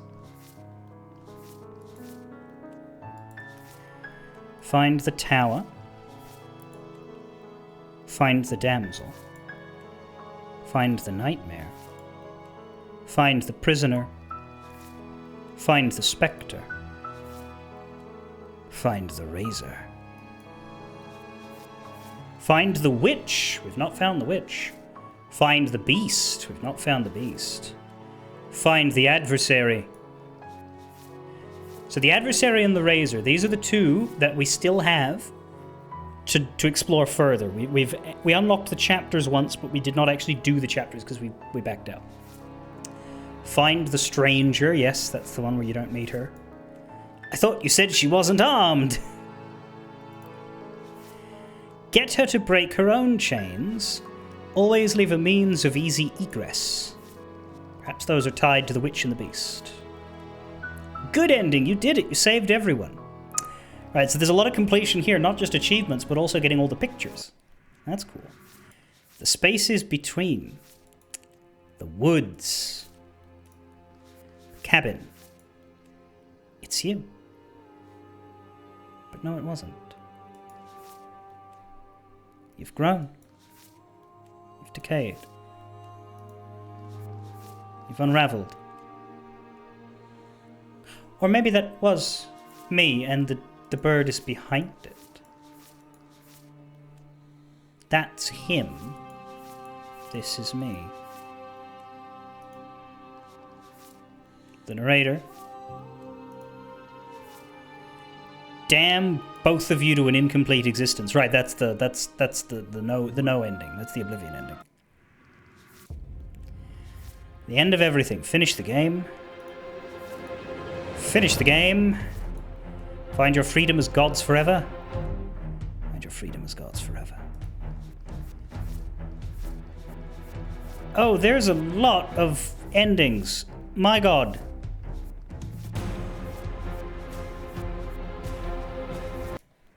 More on that later. The adversary, we've unlocked nothing, of course. The tower, we've unlocked maybe half of it.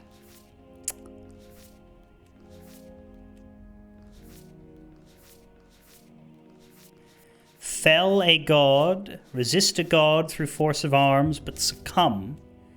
Try to resist through force of will, no weapons. The spectre. Yeah, there'd be lots to do here.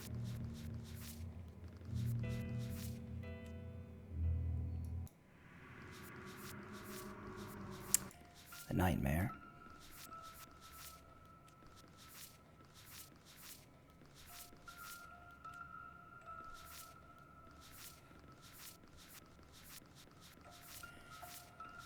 Set your nightmare loose upon the world, get shoved into a bottomless pit, slay your only exit. Fall to a feral captive, betray her before she can betray you. If these are all chapter 2s, that means there's 2 chapter 2s we haven't visited at all, and 2 chapter 2s we haven't visited properly. That makes sense, because we did 5, but we also did the Stranger. So that means there are 10. Maybe for the second run we try to get the 4 that we haven't done at all, and then maybe we do the Stranger again just to see what it's like. You know.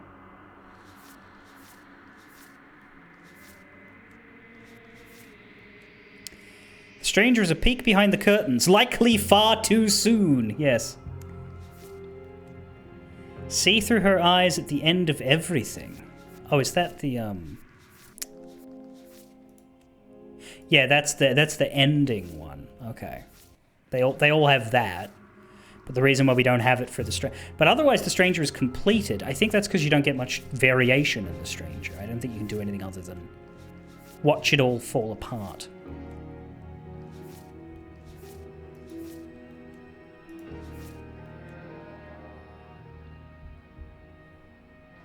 Although most of these princesses are still mostly normal princesses. They're not, like, that reflective of the,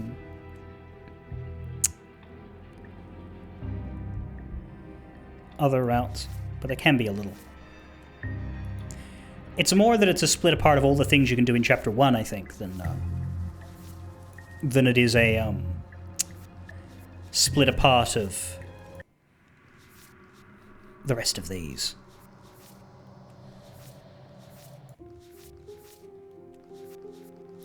Lots to do in The Prisoner, of course.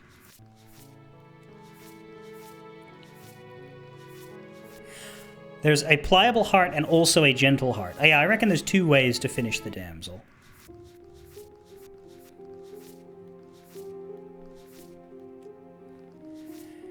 There's also a clever heart for the prisoners. There must be another way to finish The Prisoner. Chapter 1.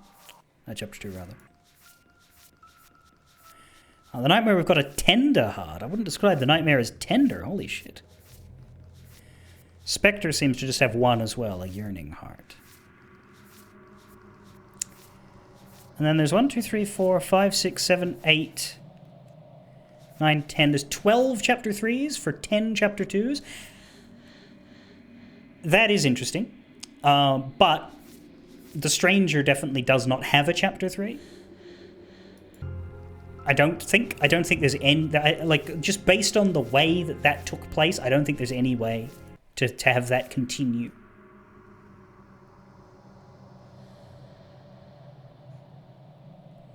But I would assume every other Chapter 2 can proceed to a Chapter 3. Which still means 9 goes into 12. So they don't all split.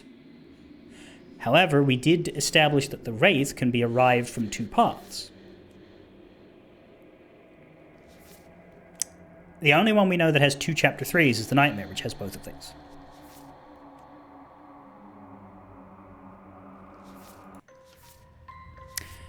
This one I also think is single-pathed, basically because we have it all, but, like... I think the whole point of this route is that you do not have any choice anymore. Because you have... committed yourself. This wasn't even called Chapter 3, it was called Chapter Everything. You're just an object, a tool. Yeah, you can't do anything anymore. You're just stuck reacting.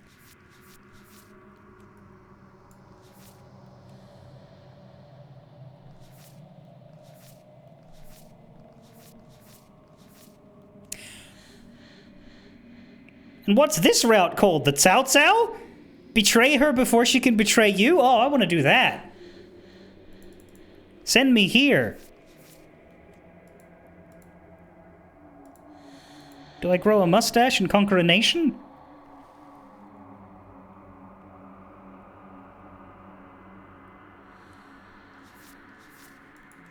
Anyway.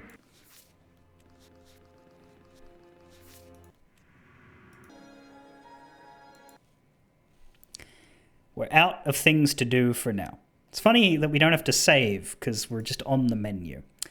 But yeah, tomorrow we'll start the next journey, and I guess my goal will be to do the 4...